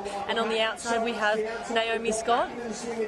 Very, very tight into that first corner. You could see there, Gemma Smith couldn't get her blade in because Georgia Miller was saying, hello, I'm here, I don't want you to skip away. So she cuts in very tight under that blade there, making sure that she's not getting clean water and just tries to grab a hold on her. And Georgia Fitzsimmons, she knows the tactic. She wants to get in there. She's not going to hold back and go, oh, you go. She wants to get up there because this is the Ironwoman final. That's right. You can see there, Gemma Smith goes to the front on the way home in leg 1 of 3. The order being ski, swim, board. Naomi Scott down on the southern side works her way into this race as well. Carla Papik out there a little bit further, as is Grace Harrison, Emma Woods of Alexandra Headlands. But getting a nice little lift here is on the inside, Georgia Fitzsimmons and Lizzie Wellborn. They are starting to work home extremely well. They're starting to push down the runs now. There is a wave on out the back as well, so it's going to be drama in this first opening leg of the Shaw & Partners World Ocean Series. That is young Caitlin Rees, the under-17 girl on the Race 1 ski there, a little bit like a rainbow. She has had an incredible opening ski leg for the young girl. She's probably going to come through on this opening wave. It looks like we're going to see Georgia Fitzsimmons and Jazzy Raywood. Jazzy Raywood standing up first with a sea of competitors on that wave very close behind. So it's Georgia and Jazzy on that front wave, but it's that next wave is just behind, and you see Lucy Derbyshire from Surfers Paradise, a change of club cap, and then we've also got Caitlin Rees under 17, we've got Lily O'Sullivan, a couple of girls coming through, Tiani Massey, we have Carla Papik. This is a very tight race after the first ski leg, so they're heading into swim second, swim is second, and board is third. Lucy Derbyshire taking a very different line into the swim to what the other girls are. She is going a long way out there to the south, whereas the rest of the girls, Jazzy Raywood leads the charge and they all follow. But Lucy Derbyshire, she's chosen her own path, her own destiny. This is very, very tough. I can't tell you, when the heart rate is high right now, you've just come in off the ski leg, to stay up, stay on your legs and wade across that bank, it is very, very exhausting. Those girls would be, their heart rate would be through the roof. They're about to jump in the swim leg. Their head's going to be in the water. It's very hard to try and settle. And that is the hardest thing, because when you're swimming, it's really hard to breathe. But as you can see out here, Jasmine Raywood has gone into that water as though she's not even puffed, she's not even tight. So she's on the left-hand side. We've got Georgia Miller in the middle. She's swimming really well. And then Lucy Derbyshire is on the right-hand side. So she's in the blue and yellow cap. So Georgia Miller is actually towing the pack. Most of the girls decided to follow Georgia. I think they're probably like, Georgia Miller, she has won many, many times before. We're going to go and jump on her feet. Yeah, but it's Jazzy Raywood right now. Jasmine Raywood, the under-19 junior world champion, leading this one out. The charge of the future is right here, right now. She's trying to follow in the footsteps of young gun Ethan Callahan, who won here last year on this very beach 12 months ago. And Jazzy Raywood, at the moment, is making every post a winner, and she is out clear in front. Lucy Derbyshire tucks in there on second spot. Georgia Miller and Naomi Scott third and fourth. And look at there, the Swansea Belmont cap, Katie Reese, right in the mix there, sixth position. But it's probably a body length and a half for Jazzy Raywood to Lucy Derbyshire. The new club cap there of Surfers Paradise, the 100-year celebration for Lucy Derbyshire. That commemorative cap is replacing the star cap that we normally see of Surfers Paradise. Look at the stroke rate and rating right now of Jazzy Raywood. She's looking very comfortable and very strong out in front. She's got the high elbows, the high stroke. She's milking every bit of that chop on the way home, as you can see her start to bring in that 6-beat kick. Jazzy Raywood is swimming incredibly right now. You can can see Lucy Derbyshire is desperately just trying to hang on to her feet, because if she can get onto that wash, she can maybe get a little bit of an advantage, a little bit of a drag from her. And we have Naomi Scott coming around the outside. Naomi Scott has just had an incredible swim. She's looking super strong. We all know that she's a really good swimmer. But this is a gutsy performance from Jasmine Raywood. She is saying to the girls, I'm going to go out in front and I'm going to go for it. She's really trying to hang in there. Her rating is down. It looks very efficient, but Lucy Derbyshire looks like she's coming up on her side there a little bit. Yeah, Lucy Derbyshire looks very, very comfortable right now. She's got that beautiful swimming stroke. She's got that little bit more technique and polish than what Jazzy Raywood has right now. But Jazzy Raywood is just mustering her way through this race. They're just about to hit this shallow wave zone as well, so there might be a bit of a chance for Lucy Derbyshire to lift and get that one. She doesn't, neither does Jazzy Raywood though. So it's Lucy Derbyshire, Surface Paradise, Jasmine Raywood. The girls stand up out the back. They're on a little bumper's way. There's about 10 on that chasing pack. Look at the grit and determination there from Burleigh Heads, Mowbray Park. Is that Lily O'Sullivan that's moved herself way into it? She is the world board champion. Going into last leg board, she is extremely quick, but it's Jasmine Raywood that leads this one round. She's going to come through transition first with Lily O'Sullivan just in behind her, the club mates. We then have Surface Paradise, Lucy Derbyshire, as well as Naomi Scott and Lana Rogers. We haven't called her name all race. She is right here. She's put herself at the pointy end when it matters, and she is about to charge here. Emma Woods, Lizzie Wellborn, Tiani Massey, Georgia Miller, Carla Pappert, Caitlin Rees, they are all going together for this final board leg, but it looks like it's Jasmine Raywood. She's decided to go straight out, and she's heading in there. This is where they'll be hurting so much. They'll be absolutely stinging now. This is it. This is the championship round. Last leg, girls, and I can tell you, they would be exhausted, but there is big bucks, big points on the line and up for grabs. Jazzy Raywood ran straight in and went to her belly because she would be exhausted right now. She has said to the girls, there's a target on my back, catch me if you can, and that is very exhausting. We can see Lily Sullivan already now is saying, hey girl, I'm right here, I'm coming up the inside. Where we saw them off the beach, two different, very different styles, and it's still that very different style. Jazzy Raywood went straight to her belly, started to hammer away like a nipper board, whereas Lily O'Sullivan straight up to the knees, and away she went. She's gone past Jasmine Raywood now, and Lana Rogers, she is right there. They cannot shake Lana Rogers. We haven't called it. She's right there when it matters. Yeah, Lana Rogers, she is not letting them get away here, but Lily O'Sullivan has just paddled past Jasmine Raywood. Lily is paddling her board so well at the moment. She's off the back of a really successful World Championships, and she's looking fit, she's looking strong. I think she's had a really, really strong and consistent off-season. So right now you think, is Lana Rogers just sitting there going, I am going to save everything I can for that sprint finish? Lily O'Sullivan is doing the work, as you can see right now. No inches given. Lana Rogers has just pushed her nose of her board inside Lily Sullivan as she makes a move up the inside right now. Lily's on the outside, advantage Rogers on the inside. She's going to get the tighter turn and maybe the first little crack of the runs. These girls are not giving each other an inch. That was a huge move, but you can't go past Emma Woods as well. She's in third place. We all know that she's a really good board paddler. She'll be milking these runners on the way in. So we have Lana Rogers on the left from Northcliffe. We have Lily O'Sullivan from Burleigh Heads. Lily's rating's up. She's trying to catch whatever runner she can. And then Lizzie Wellborn.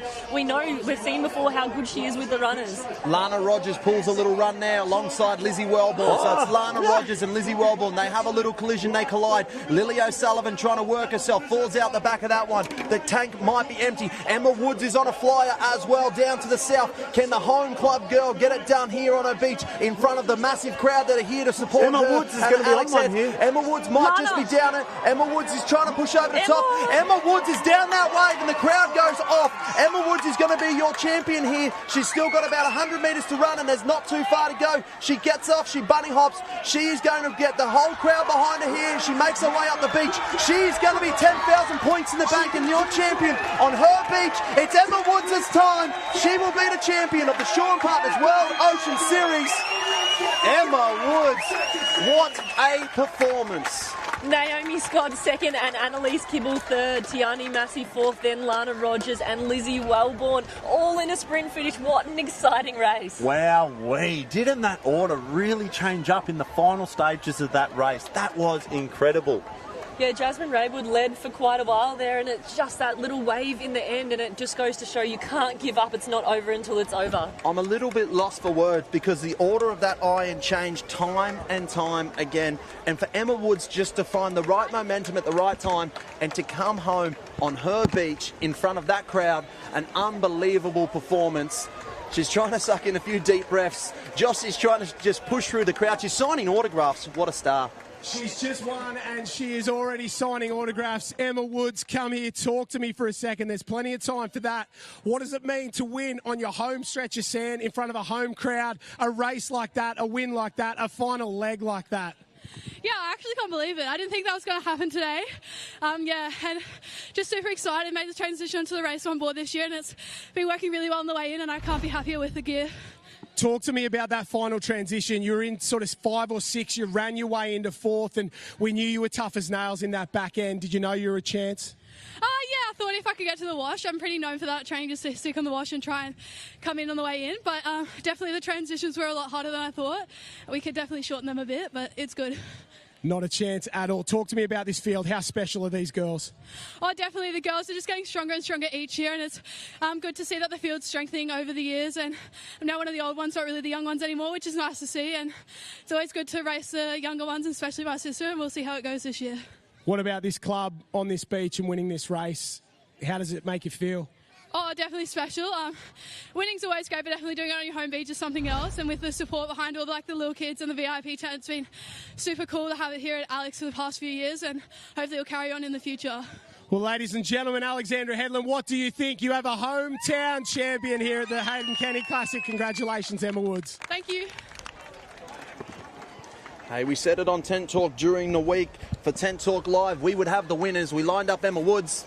Hey, Nostradamus, call us what you want, but we predicted that 4 days out that she would be the winner, and she will be. She'll join us later tonight to recap that and what a guest we've got lined up, the champion of the Hayden Kenny Classic. What an exciting race, though. You don't need to win the race for 90%, just the final across the finish line, and that's exactly what she did. Emma Woods was sort of sliding under the radar there for a majority of the race, but then when she got the opportunity to strike in that final board leg on the way home, didn't she strike? And Naomi Scott and Annalise Kibble of Newport came through to round out that podium. So your top 3 there of Emma Woods, Alex Headland, Naomi Scott, BMD Northcliffe, and the AK-47 Annalise Kibble of Newport. Tiani Massey there in 4th and Lana Rogers in 5th. So some great valuable points there. Lily O'Sullivan finished in 11th. Oh, Lily. So led that so to hard. the last can and finished 11th. So that is heartbreaking there for Lily O'Sullivan. There's a little bit of hustle and bustle, and we're about to get into the men's arena where we are going to see the Ironman go around this course here at the Shaw & Partners World Ocean Series. We don't get to see him very often because he focuses on this iron, but we get the champion, Ali Day. We see him in action for the first time today on KO Sport, and we cannot wait to see him go around this course again. Yeah, I watched the heats yesterday, Duff, and it was just remarkable how strong and fast Ali was looking in the short course racing only a couple of weeks after the Coolangatta Gold. It was insane as we are. I'll take a look now at the top of the start list. There is names aplenty. Starting in position 1, we've got Zach Morris of BMD Northcliffe, Will Savage, Joe Collins, Braden Casamento, Corey Taylor, Odin Parrish, Wes Gould, Fletcher Warren, TJ Hendy, Jackson Borg, Jake Morris, Ben Carberry, Tom Scott, Ethan Callahan, the defending champion last year, caught us all by surprise, pulled out one of the most incredible wins. And then we've got Nick Middleton, raced incredible yesterday as well, the boy from Wanda, Charlie Brooks, Finn Askew, the man of the hour, Alistair Day, Mitch Morris, Charlie Verco, our board winner, and rounding out our last position is Noah Maggs, little brother to Connor Maggs, again, the Race 1 golden ticket winner. Yeah, he's got a couple of Race 1 tickets now to take home as souvenirs, and he's about to get it now from Mark Wally Williams of Race 1 Surfcraft. But we can see there as well, coming on through, Ali Day, the champion of last year, the 10-time Shaw & Partners Coolangatta Gold champion, the 5-time Iron Series champion, and the 3-time Australian champion. He is the best man we have in this sport currently, if not of all time. Yeah, look, Ali Day he just keeps adding to the resume. We saw him took that 10th title, and For the first time, you don't usually see a lot of emotion from Ali's wins, but that 10th, that was something special to him. You could see it on his face. He is going to be out here today. He wants to defend the title again. He won the series last year. He knows how important it is to start the series, especially these 10,000 point ones, with a win. Or a good result. A good result. We know that the formula is a win in a 10,000, a top 6 in every other 10,000 event will get you the overall series crown. But I reckon it's going to be a harder equation this year. We have a few more events into the World Ocean Series circuit, so the equation gets a little bit tougher and a little bit harder. It's a bit of a nervous energy right now, isn't it? Yeah, it is a little bit of nervous energy. You see the boys down there flicking the arms, practicing that ski jump start. I can see Jakey Morris down there. He is absolutely explosive as he goes through his little pre-race ski warm-up, flicking the arms back and forth. They know that you just can't afford to get on this ski slow. Now, this is going to be an exciting race, but I want to hear it from you guys. Who's your tips? Who have you got? Has? Oh, I don't know. I think you can't go past Ali Day. It's long runs though, so I'm not so sure, but I'm gonna tip for Ali. I am all in on Zach Morris. He's got this northern side. He's got a bit of clean water to the left of him. These long runs, that bank, that transition. I think it's going to be Zach Morris, and I think he's going to do it quite comfortably, to be fair. Yeah, look, I've been doing a little bit of swimming of late, and Zach Morris's fast twitch fibres and speed over a short course sprint in the pool is like nothing I've ever seen before. Not only does he do it in the pool, but I've seen him on the run track, and he is equally impressive. Now, when we talk about these flat, long run transitions and a short swim like this, Zach Morris has got to be the favourite, but I'm going to go Joey Collins. Joey, nice call. Now, this is interesting. Ali Day is making a little bit of a habit of this. He did it at the Shore and Partners Coolangatta Goal, where he took his time. He was the last one to float the boat, and he's done it again. Now, he's very aware. If he makes them all wait, he makes them all hold. It's a bit of gamesmanship there from Ali Day. He might not be doing it intentionally, it may not be on purpose, but it's now something I've noticed a few times from him, that he's the last one into the water and just holds them up a little bit. I love that you are calling him out on that, Duff, and I think everything that Ali does is very calculated, and he is such a professor when it, well, not the professor of Shannon next time, but he's so professional. They're all lining up. They're in their Fenice jammers with the blue and black. The girls raced before in their jade swimwear.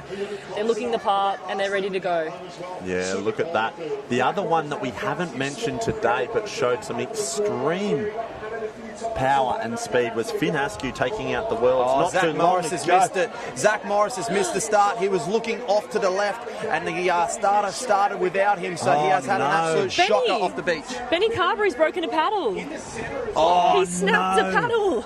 Equipment malfunction. Benny Carberry has had a ski paddle, but he just won the ski race and broken paddle. This is devastating for the big man. He would have so much power at the start of that race. That is exactly how much power Benny Carberry is putting onto the water. He is a big, strong boy, and I tell you what, those carbon fibre paddles are so strong, and he has gone straight through it. Wow, that is an absolute shock to the system right there.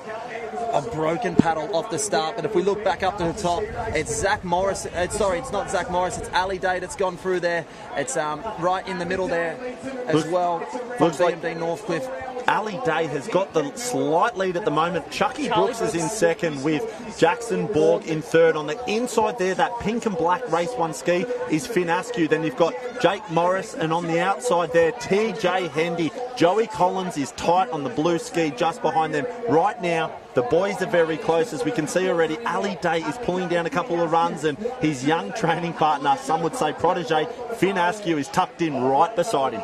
Yeah, this is a great start there. It's a very even across, and TJ Hendy's gone down to the south, and he's picked up a little run, and he's actually in cruise control right now. He's sitting on the wave without tapping a paddle at all, as Ali Day goes to the north as well. He fans on out. We're going to have 6 on this leading wave with Joey Collins joining the party. Finney Askew comes on down as well. They're going to hit the sand. Charlie Brooks in the mix, as well as that Jackson Borg, who has been paddling the ski extremely well. They are going to work this transition and try to create a bit of a lead, as TJ Hendy just paddles all the way to the beach. This first transition says to me, who's here to play? And Jake Morris is up and flying. That boy has wheels across the beach. He just came from nowhere on that inside. Jake Morris around in 1, TJ Hendy in 2, Finn Askew in 3, Charlie Brooks in 4, Borgie in 5, and Ali Day is in a tight 6. There he is, the boy from Northcliffe. Joey Collins is saying, hello boys, let's play. I'm here for the swimming board. Let's go. I spoke with Jake Morris pre-finals package. His best result was 5th at the Shannon Eckstein Classic last year. He has won one event before, and that was a 10,000 event in the board. This may just be his #1 race if he can get on and finish the job. He's out there, he's leading it right now. We were looking through the Morris brothers as well, went around transition side by side, and Benny Carberry makes his way through transition. He is not out of this by any stretch of the imagination. He is on a mission, and he is going to try and hunt them down as much as he can. And this is a great performance from Benny Carbs. And Benny will still be going for points as well. He's not just going to pull out because of a snap paddle. There are points on the line in this 10,000 race. I love that he didn't give up. That way he just ran that transition, the look on his face. He is a big, strong fellow. There's a swim leg to go, there's a board leg to go, and I love that he's fighting for every position. 5 years ago, Benny Carberry would have thrown the toys out of the cot. That would have been him. He would have been done. He's a changed man. He's taking this sport more professionally than he ever has before. He is a full-time athlete now this year, and he is in there, and he wants to pick up some valuable points because he knows every point will count. That's it. It is a great race, a great opportunity. As we can see now, the boys are coming down from the south to the north with that wind. I thought they might have entered the water a little bit too far to the right, but they've landed perfectly on that lap collective can in a sea of swinging arms. I can see that is 100% Ali Day making his way to the front. Have a look at the speed and stroke rate and cadence of that bloke. Not only does he hit the can first with them, already now we're seeing him start to stretch that band and pull away. Jackson Borg is trying desperately to hang in there beside him. Finascu is in there as well, and Joey Collins is just entering the back of that lead pack now, but Ali Day is going to go to work right now. TJ Hendy right there in the mix. So the 3 Surfers Paradise caps right there. Jackson Borg as well as Charlie Brooks in the mix. And look at all those BMD Northcliffe caps right there in about 7th through to 10th position. They're all coupled in together. And can we find Benny Carberry out the back? How far has he brought this field back in? But Ali Day is starting to swim away now. He's starting to open up a bit of a lead on the rest of the field. And it's Surfers Paradise, his training partners, that are trying to chase him down. He wants a wave on his own. Ali is putting in all the effort that he can right now to try and get a wave on his own, and the others behind him are kind of a bit all over each other. They're trying to spread out, trying to pick where it is, but it looks like it's all Ali Day. Ali is pulling away at the moment. The way he is raiding is just nothing but aggression. He's bringing in that kick now. You can see he's in the wave zone right now. This is where he wants a wave. He's pushed off here. Oh, no. He's not going to get down that. He's up and dolphin diving. His feet have hit the sand, and he has got to go now. He doesn't need a wave. He doesn't wait for a wave. He's up and running because behind him is the whole field, basically. He does this so well, Ali Day. There was a race last year where he had to grit his teeth, get out of the water and wade in front, and he did it again right here. Is that Zachy Morris that swum on through? Zach Morris with a big swim there. He entered the water in 10th position. He's come out in 2nd, but it's the champion from last year. It's the champion of our sport, Ali Day, that leads this run around. Zach Morris just in behind on his tail. Ethan Callahan. The man is back to haunt your nightmares once again. This man loves this beach. He was the winner here last year. We haven't called his name all day, and right there he's picked up his board, equal 2nd with Zach Morris, with a chance to go back-to-back in the Hayden Kenny Surf Classic. Could he do it? Could he play spoiler again? Ethan Callahan, where does he come from? We talked about Zach Morris didn't have a good ski start. He's in 2nd. Ethan Callahan is coming out like a Grim Reaper. Back for Ali Day. I love that name, the Grim Reaper. Let's call him the Slim Reaper because there's not much muscle on that body just yet. But Ali Day has gone. He has opened up a nice little handy lead in the final leg of this Shaw & Partners World Ocean Series Hayden Kenny Surf Classic, named after the great man Hayden Kenny, the first Australian Ironman champion, the first to ever surf the Noosa Point, the man that we all come here to honour today. And Ali Day may just become the first ever Hayden Kenny World Ocean Series champion. Yeah, he does not wait around. You said it before, Duff. It is one thing that Ali does so well. When the other boys are a little bit fatigued, a little bit tired, they come in on those legs and they turn and they wait for a wave. Ali is always looking forwards. He never looks back. He looks forwards and says, I don't care if a wave comes. I will stand up first. I will swim to the beach and I will take it to a running transition, because that was flying. And look at him now. He's playing catch me if he can. Ali wants this so badly. I mean, we always see aggression when he races and we always see such professionalism. But at the moment, you can see Ali wants this so badly. He's hurting himself in that swim leg on the way in. He could have easily just waited and caught that body wave, but he got up and he waited. That is a sizable lead that he has, and he picks up a nice little bump and a little run, and there are a few waves on the horizon. Look how close it is for the minor places. I ran through some stats last year for Ali Day. In about 42 races, he'd only missed the podium in 6 of those races. He had 18 wins across all professional formats. He is going to potentially add another win here, but Charlie Verco, it looks like he's pulling a wave down there. He is paddling the board better than anyone I've seen before, and he's on fire, but he misses that wave. It's Ali Day that's going to be here. He's going to pick up a little bump. This might just be enough for him to pull over the top and take out the title here at the first ever Shaw & Partners World Ocean Series. It's a man that we don't see much emotion from normally, but we're starting to see the celebrations. We know that he's going to be here for only another year or two, and he will lift the beach. This will mean a lot to Ali Day. He's been a purple patch of form. He's almost undefeatable at the moment. He is your champion of the Shaw & Partners World Ocean Series Hayden Kenny Classic, and as easy as you like, Ali Day. What a man. Wowee. Wowee. He got to the front and he did not look back. He just went for that. How has he done that at this age? Turned around a couple of weeks after the Coolangatta Gold and taken that win. That was incredible. And might I add, that was a great result for Charlie Verco in second there. And the big problem, Tom Scott in third, and then Nick Middleton of Wanda in fourth. So some great performances there, and they came through at the very, very end. And Benny Carberry was not able to pick up any points after that start. He just couldn't overcome it. As we see Ali Day on the beach now celebrating with the young family there, Danny, Andy and Curl. He said in an interview not so long ago that after a race he just likes to go and spend about 10 minutes on the beach by himself with his family and just soak up the moments. That the best part of his life or the best part of his day is when he gets to spend the car trip home, and Joshy's got the great man himself on the beach. I'm here with the Shaw & Partners Hayden Kenny Classic Champion for 2024. Talk to me, Daisy. What's better, winning those races or seeing your family when you cross the line? Oh, can you have both?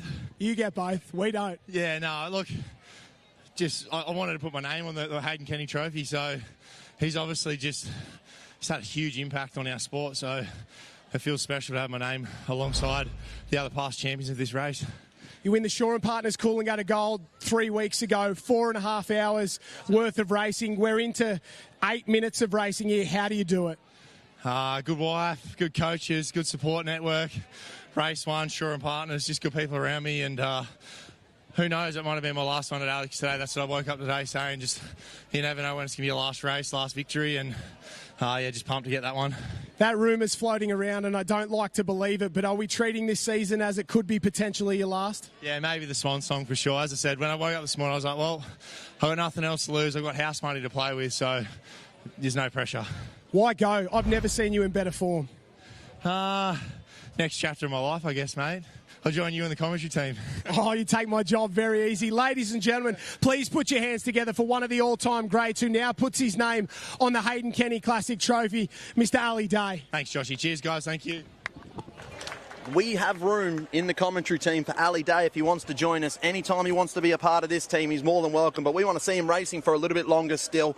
Like Joshy said, I've never seen Ali Day moving better before in my life. Knowing that it could potentially be his last year. We don't know. It's not been 100% and there's no official confirmation yet, but time is ticking on the clock for Ali Day, so we just want to appreciate it and enjoy it while we're here.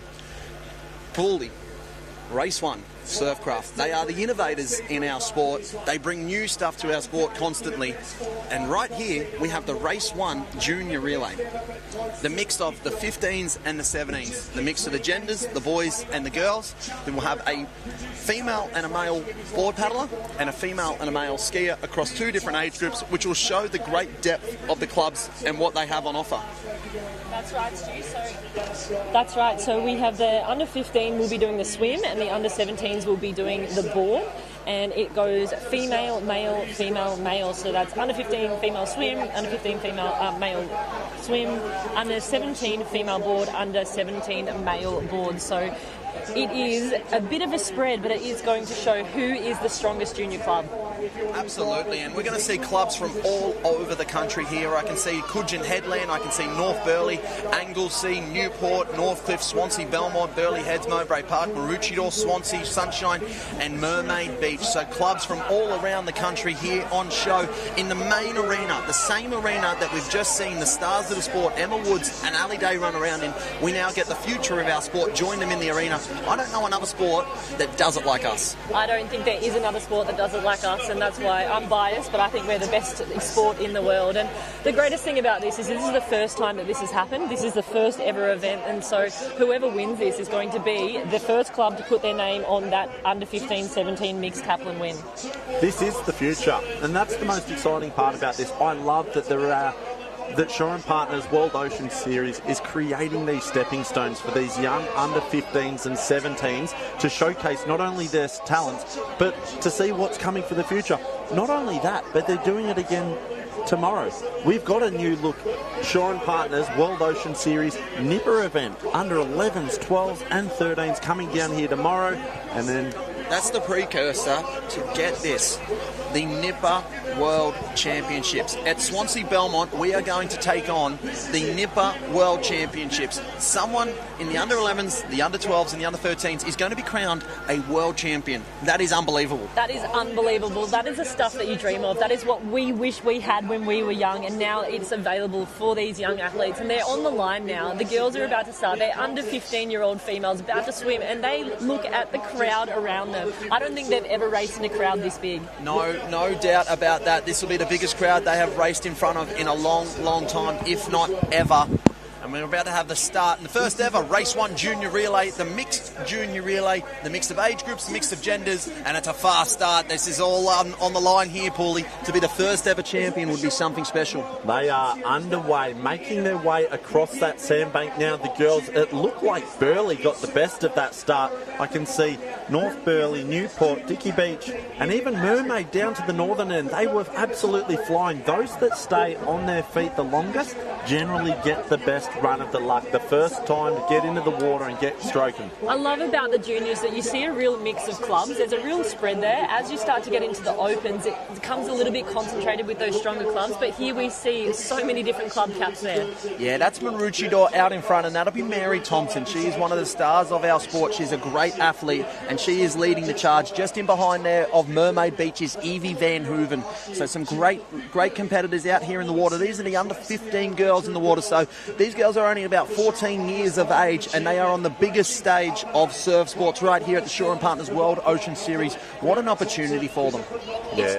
Look, they're going to be absolutely chomping at the bit to get out there. And look, not only this, but following this event, we've got the Taplin event. So this is like the curtain raiser, isn't it? And these guys are absolutely standing up and delivering so far on the young stage.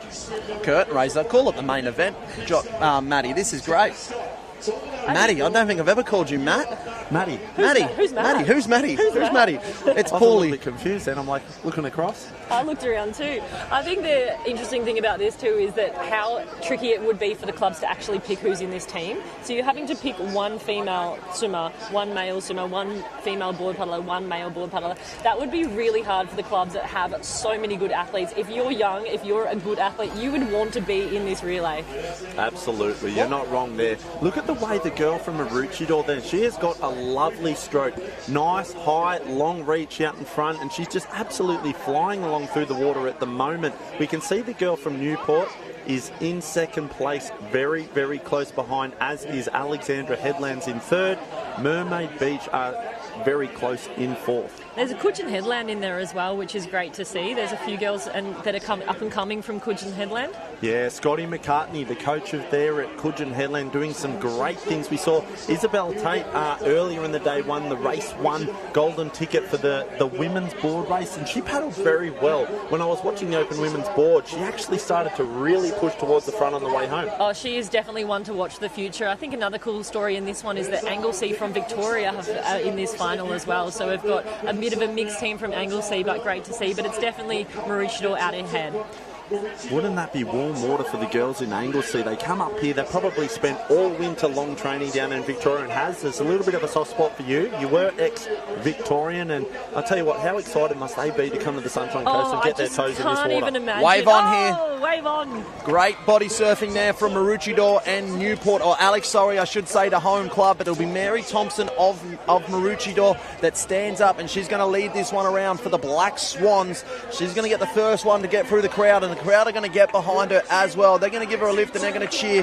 Coming up as well is Newport and Alex Headland. There's Evie Van Hooven of Mermaid Beach in third spot. Jess Conrad of Burleigh Heads Mowbray Park in fourth, but it's Mary Thompson that leads this one through. She comes around. She's going to go down and tag her Maroochydore Black Swan teammate. Stumble in transition between the girls of Alex Headland and Burleigh Heads Mowbray Park. Evie Van Hooven comes through. Newport, Coogin, as well as North Burleigh there, but it's the tag over to Maroochydore in first place, Mermaid in second, Alex and Burleigh in third and fourth, Newport in fifth, Coogin in sixth, all the way back there to North Burleigh in seven. Coming through transition, Sunshine Beach and BMD Northcliffe, Anglesea and Dickey Beach. This is a great race. I love this. Bring on the junior relay, my new favourite event. Yeah, look at that way the girls, the boys are absolutely flying like they've been shot out of a cannon so far. The boy from Maroochydore now has got the big target on his back. Very, very challenging, as we can see. Mermaid in very close behind, hot on the heels. We talked about it earlier. It is such an advantage for those at home that aren't aware to get in on that wash, get in on the feet and try and conserve a little bit of energy. You let the person out in front who's leading, not only do they need to sight the cans and make sure that the course management is on point, but they're also doing all the work when they're out in front. So sitting on the feet of somebody else is very, very efficient to give yourself that opportunity on the way home to find that fifth gear and really chase some runs. I know when we were racing, we were always trying to find some feet in the swim just to give yourself a little bit of a rest there. But these athletes would have been watching the Opens before. They would have been watching those swim races, watching those irons to see where they were going to run in. Because when you're a young athlete, sometimes it's hard to figure that out yourself. But what a better opportunity than do that on this big stage here. This is what I like about this junior relay is it's going to be different every single World Ocean Series round, because the order is going to be drawn differently every time, and the way that we race is going to be different. So, for example, in this particular edition of the junior relay, the 15s are swimming. But in the next edition, it could be the 17s that swim. It could be the boys that go off first at the beach. It's going to change the dynamic of the race every single time. Is it just random every time, Stu? It's a random draw. I love that. I love that. So it's going to be a bit of a surprise that potentially there is a club that has the superstar 17 swimmer that could really get their club back into this race that, unfortunately, they can't use the weapon this time round because the way that the draw was, they're the board paddlers this time. So you just never know what's going to happen in these junior relays, and I think it's going to make for an exciting couple of editions in the next 10,000 events. And it's still Maroochydore out ahead from Alex Headland, and then Newport, and then Mermaid in fourth. So we still see Maroochydore leading the way, but can they board paddle? I think they can. I'm sure they can. The Black Swans can do a lot. They're a great club there.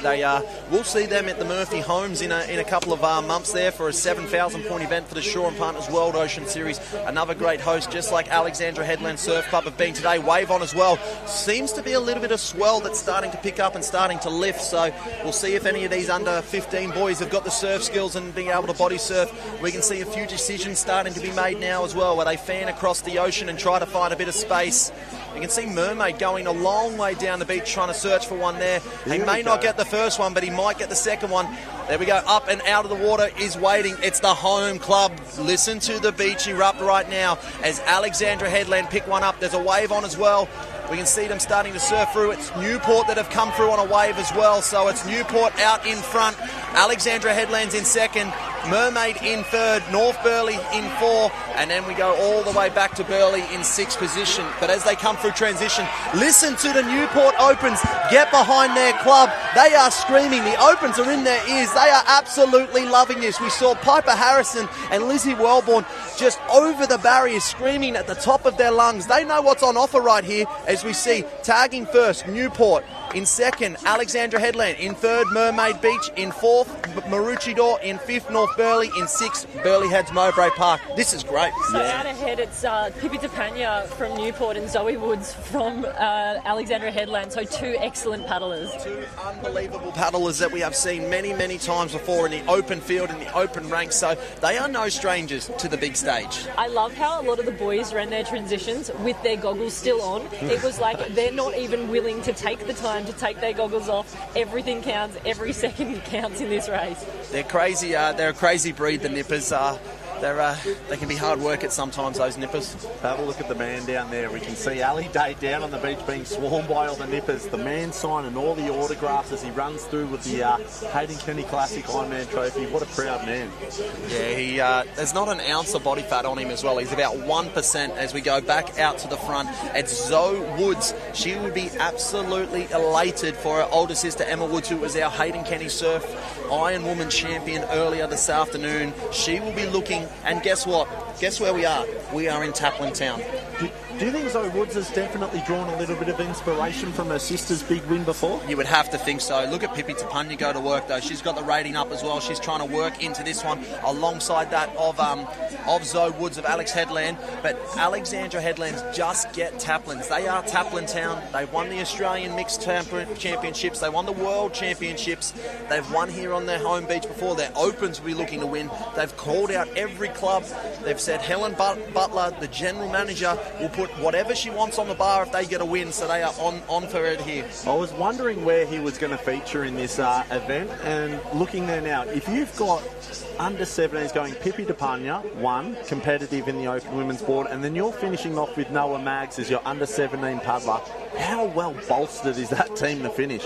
It's a great trump card to have in the under 17s, but look at Zoe Woods go right now. She's picked up a great little run. That is an unbelievable paddle from Zoe Woods. That is such an impressive paddle. I know Zoe Woods has lined up quite a few times in the open races, and she is not a tall girl, but she is so quick, and she gets her rating up so quick. She's up and running. So it's Zoe Woods coming up in first place from Alexandra Headlands, and then coming up behind her we have Newport and Maroochydore. So Zoe Woods is stretching this. She's going for it. She's about to tag her male board paddler. I don't know if you're getting that noise that's coming through right there, but the crowd is going absolutely bananas there for Alexandra Headland, the home club.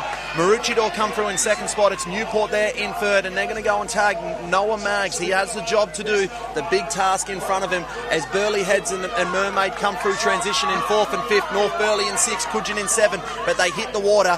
Where's Noah Maggs? Does he have enough to pull him down here, Paulie? Yeah, look, that is a very, very nervous place to be entering the water for Alexandra Headlands. You've got the weight of the whole club sitting on your shoulders. You've been tagged first, and he went absolutely flying into the break. He ran down towards the north, but what he actually did by doing that was ran directly in the line of Noah Maggs, because as we watch them entering the water now, Noah Maggs ran straight in, was on the backwash. Admittedly, yes, he's probably 2 or 3 bumps back from the wash, but if he slowly starts to milk his way up onto that backwash, Noah Maggs will strike. I think from Maroochydore there would be Stanley Jarrett. He's a great swimmer. I'm not sure of his calibre in the board, but I'd say it'd be Stanley Jarrett of Maroochydore in there. Out in front, though, it is still the home club, Alex Headland. Can they get it done? Imagine if they did a 1-2, junior Taplin and open Taplin. That would be crazy scenes. This beach, I think we'd have to get police services down here. Security. There would be pandemonium. They would riot on the streets of Alexandra Headland this afternoon if they got the double of the junior mixed relay and the mixed Taplin. Ever so slightly, as we could see them paddling from can to can, left to right, then you could see the gap, and slowly Noah Maggs was reeling it in, but the boy from Alexandra Headlands is absolutely going for it right now. He's up on his knees. He's chasing bumps all the way home. Noah Maggs is still on his belly, just hopping up to his knees now. Maybe he's spent a lot of his cookies just trying to catch the boy from Alex, but they are going for it. The rating they are doing right now is through the roof. I cannot tell you how challenging, how difficult that would be. And the under 17-year-old from Alex has been on his knees for pretty much the whole race, which is really impressive. Oh, we have from Maroochydore catching a runner. There is a wave behind. Wave on out the back here. Maroochydore. Alex might have Alex might have done enough though. Alex have pulled down a little one in the shore. They may just win the first ever mixed junior relay. Newport trying to chase them down, but it's going to be Alex on their home beach. Watch this as you see the supporters start to call him home. They start to wave him up. He's going to go off his head right here, this young under-17 boy.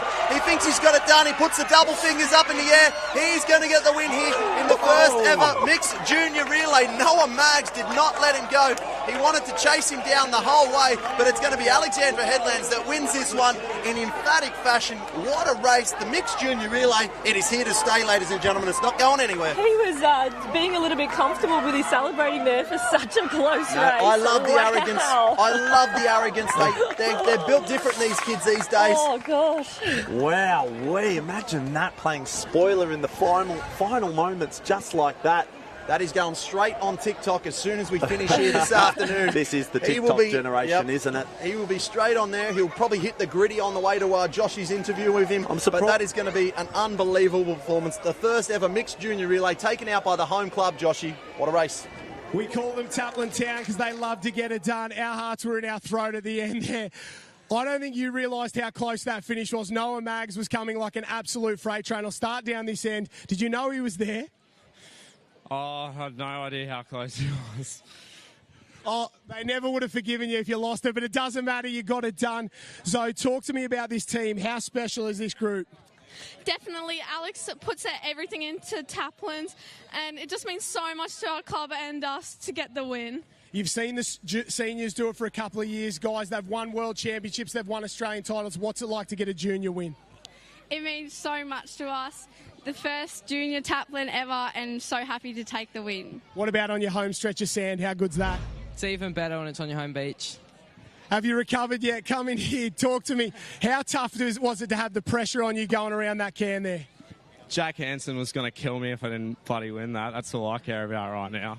But he's not, because you're the champ. Ladies and gentlemen, put your hands together. The first ever junior mixed Taplin relay champions at the Shore & Partners World Ocean Series. We call them Taplin Town. It's Alexandra Headland.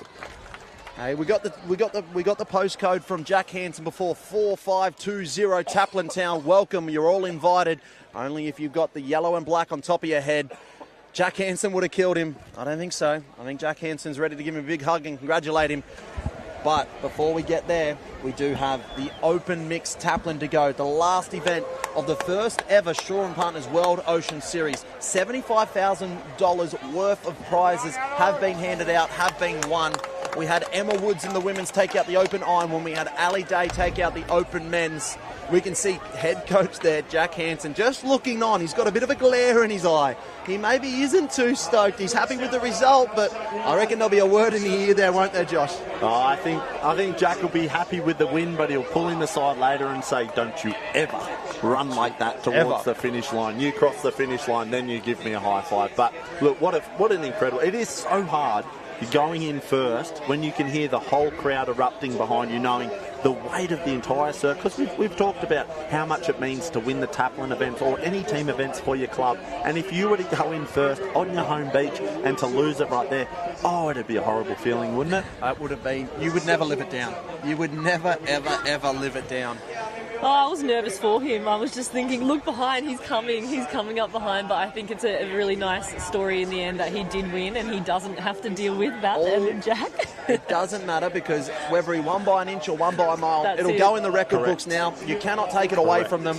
In 5 years' time, no one will remember how close it was. The lead will probably be at 200 metres by the time it's all said and done, but they will be in the record books forever now. And it makes it exciting for all of us watching. It does. So thank you. Maybe it was all for the entertainment factor. Yeah. Who knows? But we got moving into positions now, the Open 6-person mixed Taplin. And look, we've been talking about it. Alexandra Headlands, they just get Taplins. They know how to race these Taplins. They know exactly the method to winning these Taplins. They will put their best foot forward to try and take this one out. Yeah, look, Alexandra Headlands are definitely, well, we'll call them the favourites going in. But when you scan a look and see the start line like that, Gemma Smith going first for Newport, you know how much depth is in that club. They love winning taplins as well. She was probably a little bit disappointed to come so close to winning this the ski race earlier today, only just getting second. Great result nonetheless, but a little bit disappointed.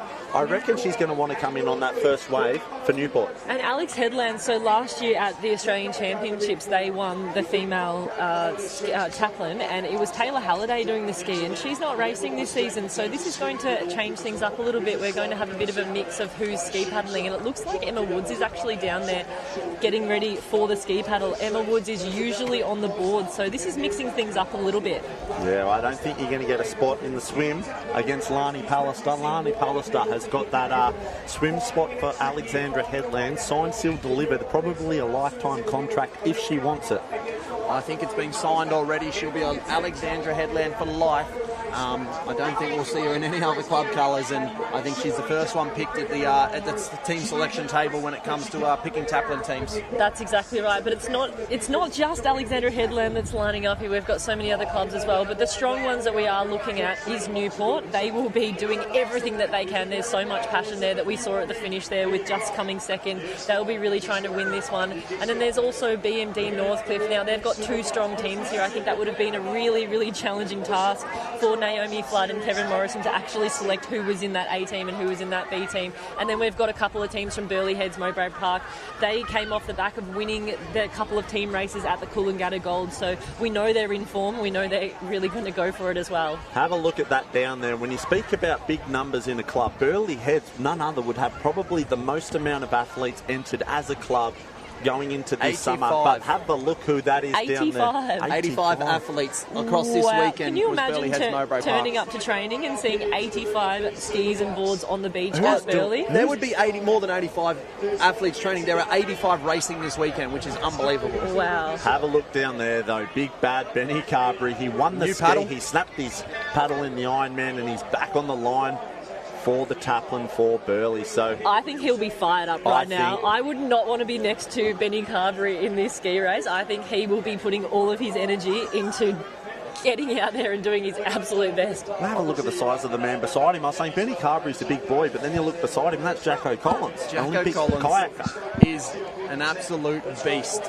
He is an absolute weapon. Yeah, look. There have been 18 mixed taplins run at all major events. Only 4 clubs have ever won a mixed taplin. There's been 5 wins from BMD Northcliffe. There's been 5 wins from Alexandra Headlands. The rest split between Newport and Alex. There are only 4 clubs that have ever won this race in all competitions. Can an outsider win it? 100%. I'm thinking the outsider Surfers or Maroochydore.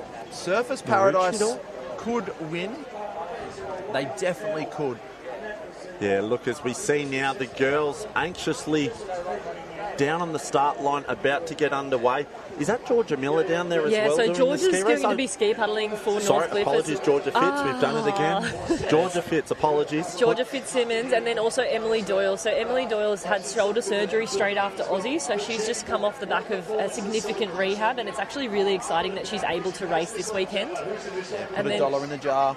Georgia, she will be doing her absolute best. This is the last race of the day, so everyone out there is going to put everything into this last race of the day. It's also great to see a few other clubs in the mix there as well that we don't often see come down for a tackle relay. Is that Metropolitan Caloundra? Coudgeon's in it, yes. Coudgeon? Metropolitan Caloundra. Coudgeon's in there as well. Unreal. It just shows the how Coudgeon Pirates. The Coudgeon Pirates. We talked about the mascot. I want to see the Coudgeon Pirate. Yeah, let's get the Coudgeon Pirates home. We did talk about the mascots. There was racing here. The final event of the Shaw and Partners World Ocean Series at the Hayden Kenny Surf Classic. 10,000 points on the line. The Coudgeon Pirates are not off to a good start, but Georgia Fitzsimmons taking a little bit of a paddling technique from her husband now, Riley Fitzsimmons, Paris 2024 Olympian, and she is leading right now for BMD Northcliffe. Jazzy Raywood also off to a fast start there, as well as Tiani Massey through the middle for the Black Swans. Kat there, Kat O'Leary of Mermaid Beach in the mix, as well as Lucy Derbyshire of Surfers Paradise, and as well as that, Gemma Smith looks like she's right there on the tail. Brianna Massey of Kurrawa and Janaea Massey, the Massey relatives there, right there, side by side. They're going to be first to that Shaw and Partners turning, Cam. Yeah, I think Janaea Massey's actually out in front here from Burleigh Head. She's done really well on that left-hand side, and Georgia Miller looks like she might just sneak in around in second place, but there's a big path buster. There. Look at that. That is where you don't want to be in a ski race. That's why we talk about the importance of getting out in front in these skis. They're so long, they are so big, and when you start to clash paddles, it is impossible to get those boats up and running, as we see Janaea Massey out in front for Burleigh doing very, very well.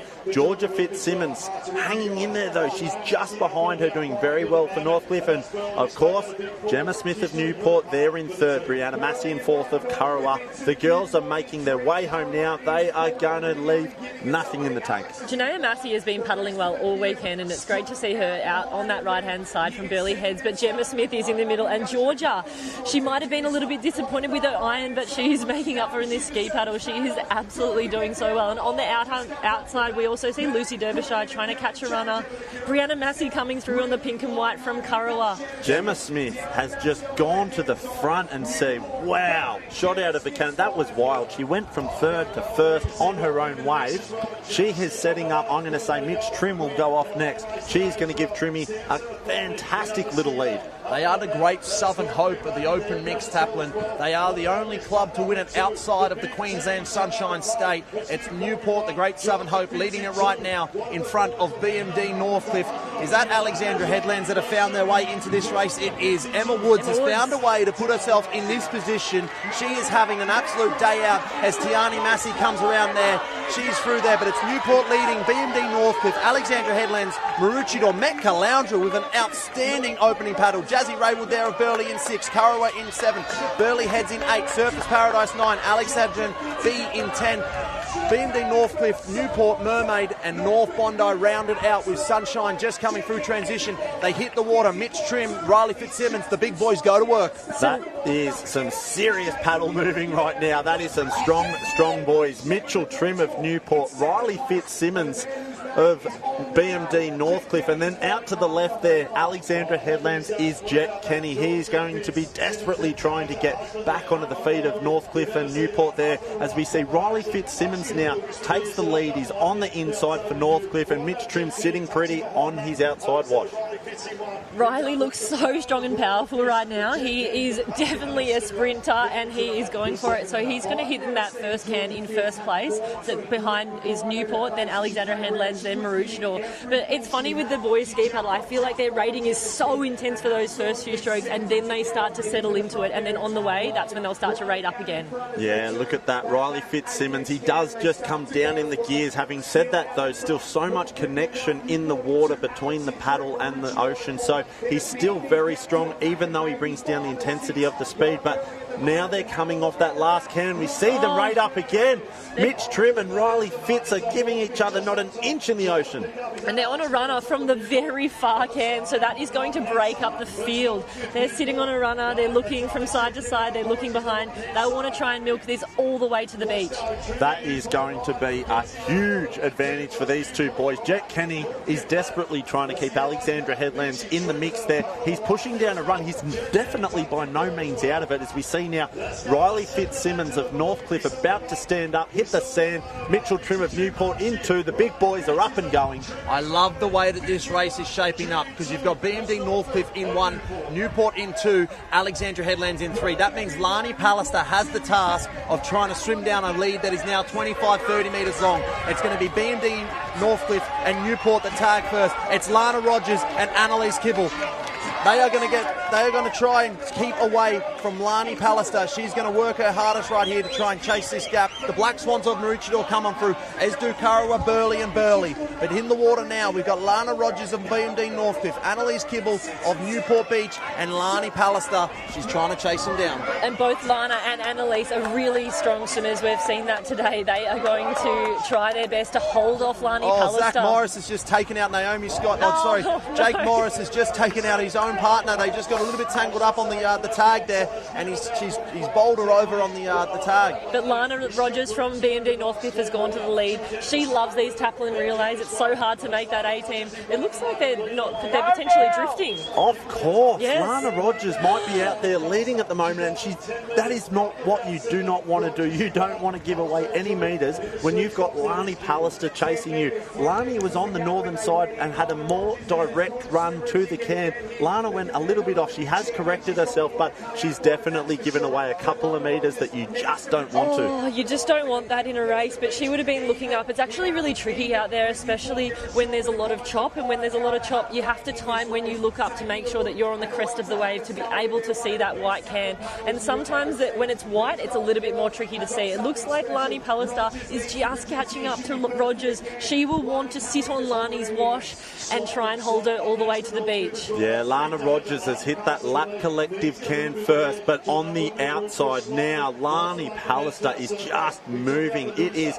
crazy. We talked about it before. Lana Rogers is an incredible swimmer, but the rate at which Lani Pallister can catch you and pass you is terrifying. She just looks so efficient too.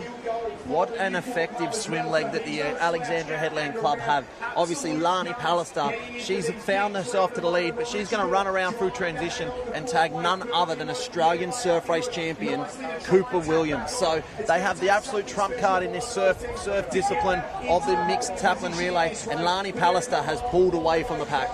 And this is the third leg. There are still 3 legs to go after this, so she will be wanting to have a gap so that she gives her next swimmer and her board puddlers a gap as well. Yeah, look, we're going to see it shortly. It's hard to say for sure, but Cooper Williams is probably going to be entering the swim. Nick Sloman for Northcliffe, and for Newport there, I'm not sure who they're going to chuck in, but they are two very, very strong and talented swimmers. Maybe Borgie's going to do the swim. Yes.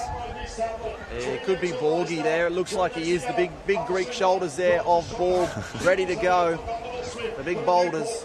I think he's actually Maltese, sorry. Maltese. The big Maltese. He does move very, very well in the surf race, but we talked about it before. Cooper Williams, he's one that loves to stand up and win for Alex. You see the look in his eye when he puts on the Alex cap and get his toes in the sand for a Taplin final. It's just like nothing else we see from Cooper Williams. So we see now Lani Pallister has just milked one all the way to the beach and turned that little lead into an exponential lead. And how's the run on her? Watch her run up the beach. Lani is a swimmer, a pool swimmer, but she's definitely a nipper and a clubby at heart. She is a phenomenal athlete as the crowd go absolutely insane for her. Lana Rogers trying to chase her through transition, and the AK-47 Annalise Kibble of Newport, as we see Cooper Williams makes Lani Pallister run all the way down, whereas Bailey Armstrong and Jackson Borg, they go and meet their girls up halfway through transition. So Cooper Williams backing Lani Pallister so much to just say, come all the way down, I'll get the job done from here. This is a close race. It is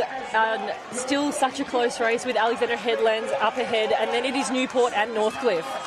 Yes, look, there's still plenty of racing to go. We're only halfway through. This is the 4th of 6 legs now going in, as we can see.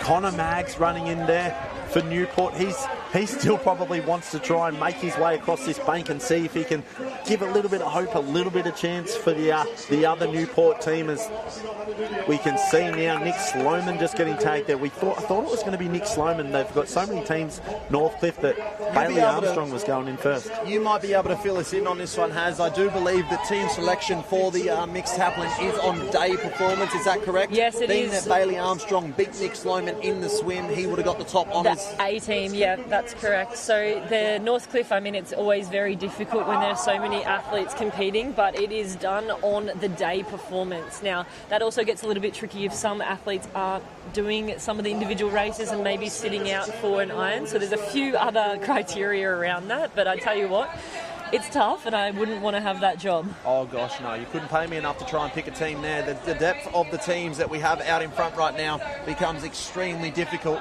and it's Cooper Williams, I would say 10 to 15 metres in front there of B&D Northcliffe and Newport Beach. The great hopes of New South Wales, Newport, trying to get the job done, trying to spoil the party of Alexandria Headland on their home beach right now, as Cooper Williams turns the lap collective can and he goes for home. I would say that's a 10-metre lead. He's got a comfy little little lead right now, but it's far from over. Whatever lead Cooper Williams has right now, it is going to double, probably even triple by the time he hits the sand. You've got to remember, the minute Cooper Williams gets his toes in the sand and starts running, and he is a fast runner, that lead back to Bailey Armstrong is going to double and triple quite quick. So, look, Alex are in the box seat at this stage of the race so far. There's no doubt about it. And Luda Wave stepping up as well. It's not going to be enough for Cooper Williams. He's not in the best spot, but that was a nice little wave that just rolled on through. It was only a one-wave set, though. You would have loved it to be a three-wave set. Absolutely, but they've also gone a really different way in. So they've headed more towards the north. The girls actually headed towards the south. There was no waves for the girls on the south there, and so I think the boys have changed tact and they've tried to go north. There's a bit of a wave brewing out the back, though. Will those back markers get on it? No, but they want to try and get on this one. This is a great swim there from Bailey Armstrong. He has swum Cooper Williams down on that last part of that surf race there, that surf leg. That was a 10-metre lead. That was a 10-metre lead at the lap collective can, and Bailey Armstrong has cut that down to 5 metres as we see Borgie pick up a nice wave as well. So this is a race in 3 right now. I think the winner comes from this group right here with still 2 legs to go as you hear the home crowd trying to lift Cooper Williams. They're going to go through transition in the lead once again, but chasing them is BMD Northcliffe as well as Jackson Borg of Newport. They get the support there of their teammates. Tagging there is Grace Harris, Lizzie Wellborn and Hannah Scully. Superstars on the board. This is a great race. Do you know what was really impressed me then? Cooper Williams and Bailey Armstrong were out in front, but the do or die for Newport was where the Borgie got onto that little wave. He was a little bit out the back door and he just kicked so hard to get onto that wave, and Hannah Scully has to pop one there. She got a nice little lead off the beach, but she had to pop one there, and that's brought the girls right back into it. Lizzie Wellborn now hits the lead. This is tight, Haz. It is so tight. I mean, you've got Lizzie Wellborn from Newport, you've got Hannah Scully from BMD Northcliffe, and behind that you've got Grace Harris from Alex Headlands. So these are 3 incredible board paddlers. They will be going for it because there's 1 leg after this. There's the male board paddler that they're going to tag, and these girls will want to give their male board paddler a lead. Yeah, look, this is absolutely nail-biting stuff at the moment. Newport, Northcliffe, Alexandra Headlands, one and a half legs to go. It is on. And this will be tactics here. Like, you can see Lizzie, she's got the rating up. She's going to just give it everything, and she'll be wanting to lead start to finish. You'll see Hannah Scully there. She's been a little bit sick this week, and she will just be sitting on Lizzie's wash. She will be wanting to sit there for a little bit and then overtake to give her board paddler from BMD Northcliffe. I'm not sure who the final board paddler will be for today, but she'll be wanting to give him a lead as well. You can see Grace Harris just trying to work there to the inside of Lizzie Wellborn's yellow board. She's trying to just push herself. Hannah Scully pushes to the outside. So Grace Harris there of Alex Headland just trying to get her nose up to the inside of Lizzie Wellborn around this can to try and find that little bit of an advantage on the way home. And they'll be laying down now, but it won't take long, and you'll see Lizzie jump up onto her knees, and Scully won't be far behind. So the girls will be on their knees. Yep, straight away they'll be rating up. They'll be trying to catch as many or any runners that they can. That's a great little lift there from Hannah Scully and Lizzie Wellborn. They start to push down to the south side of Alexandra Headland Beach, and you can see the rating goes up. Grace Harris also joins them there. She's gone a little bit different of a line. She's towards the north a little bit more, which just means that is that the local knowledge that's coming out to play right here. She trains on this beach. This is their beach. They're trying to get a win here on their home beach as Lizzie Wellborn tries to force her way down that one. Grace Harris is on a wave out the back. Wow, that was incredible from Grace Harris. Just again, when you think Alexandra Headlands are out the back door, knock, knock, knock, here she comes. Charlie Verco is on the line for Newport here. He won the board earlier today. This is far from over. 3 girls now have hit the sand together. They haven't given each other an inch, as we can see. Hannah Scully is absolutely going for it up the beach. She's going to make her way under the World Ocean Series finishing arch. It's got Hannah Scully in 1, Newport in 2, Grace Harris from Alexandra Headlands in 3.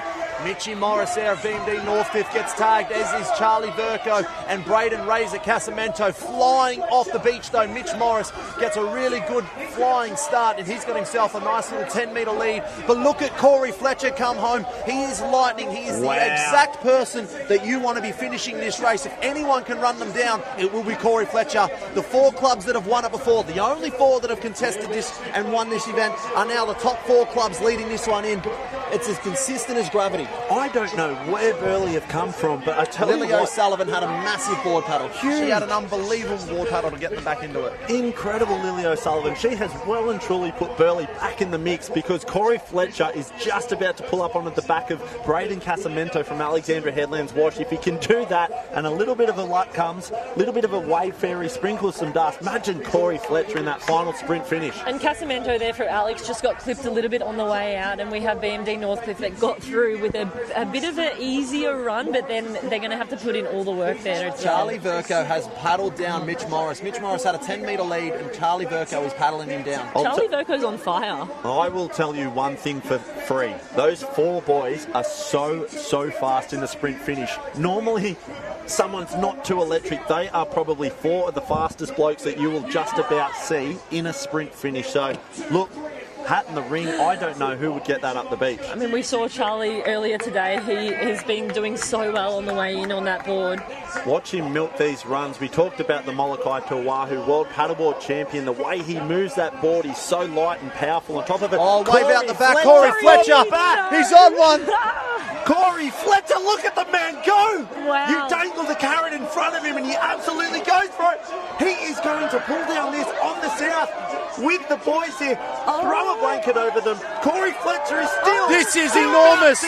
Corey Fletcher from the clouds has come from nowhere, gone straight past them. Burleigh Heads Mowbray Park have stolen the title away from the home club, away from BMD Northcliffe and away from Newport. Corey Fletcher, with a wave out of nothing, has taken this one, and Burleigh Heads Mowbray Park stamped their authority on the competition. That was unbelievable. We talk about Corey Fletcher winning clutch moment races time and time again.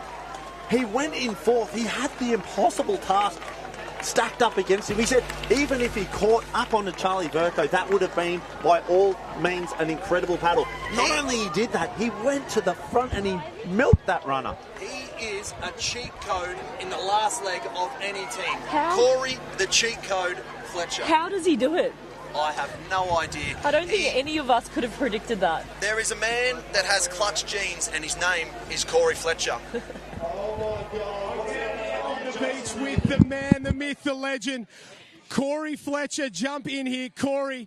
I've seen some paddles in my time, but I do not think I've ever seen a better final leg in a Taplin relay ever by anyone. Where did that come from? I saw that Lily got us up pretty close. I was even yelling at the boys before, saying I'm coming for yous, and that one just around the cam poked up perfectly for me, and I just worked and worked and worked. Didn't give up till I got down it. Tell me about this club. Tell me about this group. What does it mean to you guys? Oh, it's everything. As I said to you, we're building something strong here, and we're all young, and we just want to do well for each other, and we all train so hard, and it just shows what we can do here. Mate, I'm in shock. I'll grab a couple of the guys and girls. Jump in, guys. I want to ask, did you think he could do it, Lily? You set that one up so well. You had an unbelievable paddle. You gave him a shot. Did you think he could win? Look, I haven't had the best paddles today, so I kind of had to make up for it in that one. And I just saw the 3 girls in front of me. I was like, I've just got to catch them somehow. So, yeah, I let Corey go, and I knew he could run. So, yeah. Unbelievable, Janae. You set it up so well off the front there. It's so stressful to lead out. Must feel good to get it done. I'm just glad to be here. I've been out for a year injured, and, you know, this team's been with me every single moment since. And so I'm just so stoked to be here and get this win with the crew. Yeah, Michael. Claudia, you had the toughest job of everyone. Olympic champion in there, head-to-head with Lani Pallister, trying to get back into it. How tough was that? Honestly, it was so tough. I knew that she was in front of me, so there was no way I was catching her, but I did my best to try and catch the other girl in front of me, and I did that, so just so stoked for the team. Carbs, you're the head of this club. You lead from the front. You're really the man. What's it mean to the club to win a race like this? No, it's always good. It just sets up a good example for the younger people coming through to the squad, and just drives them to want to be in this team and take us out one day. Wesley, did you know it was going to happen when he went in? Oh, no. Yeah, Corey always manages to get a wave like that, so it was pretty amazing to see him chase that one and work hard for it. He really smashed it. And Corey, who you got to thank? Obviously a huge effort from the Burleigh Club. Yeah, it's not just Kingy, but everyone above him as well. and they're the ones that help us get here and do the entries and everything like that. So I don't think we could thank them all enough for letting us do what we do. I tend to go over the top every now and again, but ladies and gentlemen, that's one of the best Taplin relay wins you will ever see in your entire life. Put your hands together, your Shaw and Partners, Hayden Kenny Classic champions, Burleigh Heads, Mowbray Park. Put it in the books, ladies and gentlemen. Burleigh Heads, Mowbray Park take out the first ever Shaw and Partners World Ocean Series. It is in the book. Hooley, the first ever World Ocean Series has been run, it's been won, and it's been an absolute blockbuster. Yeah, look, I would go as far as to say that was one of the most incredible paddles of any team event I've seen in the sport. That was next level. Unbelievable. You're a great addition to our team this afternoon. Thank you so much for joining us. I can't wait till we go down to the Swansea Belmont Challenge in a month's time. That is going to be an absolute cracker. That's right, and whilst today was so exciting and everyone was racing so well, I think for those who are potentially a little bit disappointed, there is hope because there is another race coming up in the Shaw and Partners World Ocean Series. This is just the beginning, the opening event of the Shaw and Partners World Ocean Series. It's in the books, it's in the calendar. We go 13 more events this season, from 5,000 to 10,000s. The next big one, of course, the Swansea Belmont Challenge. Until then, we'll see you next time.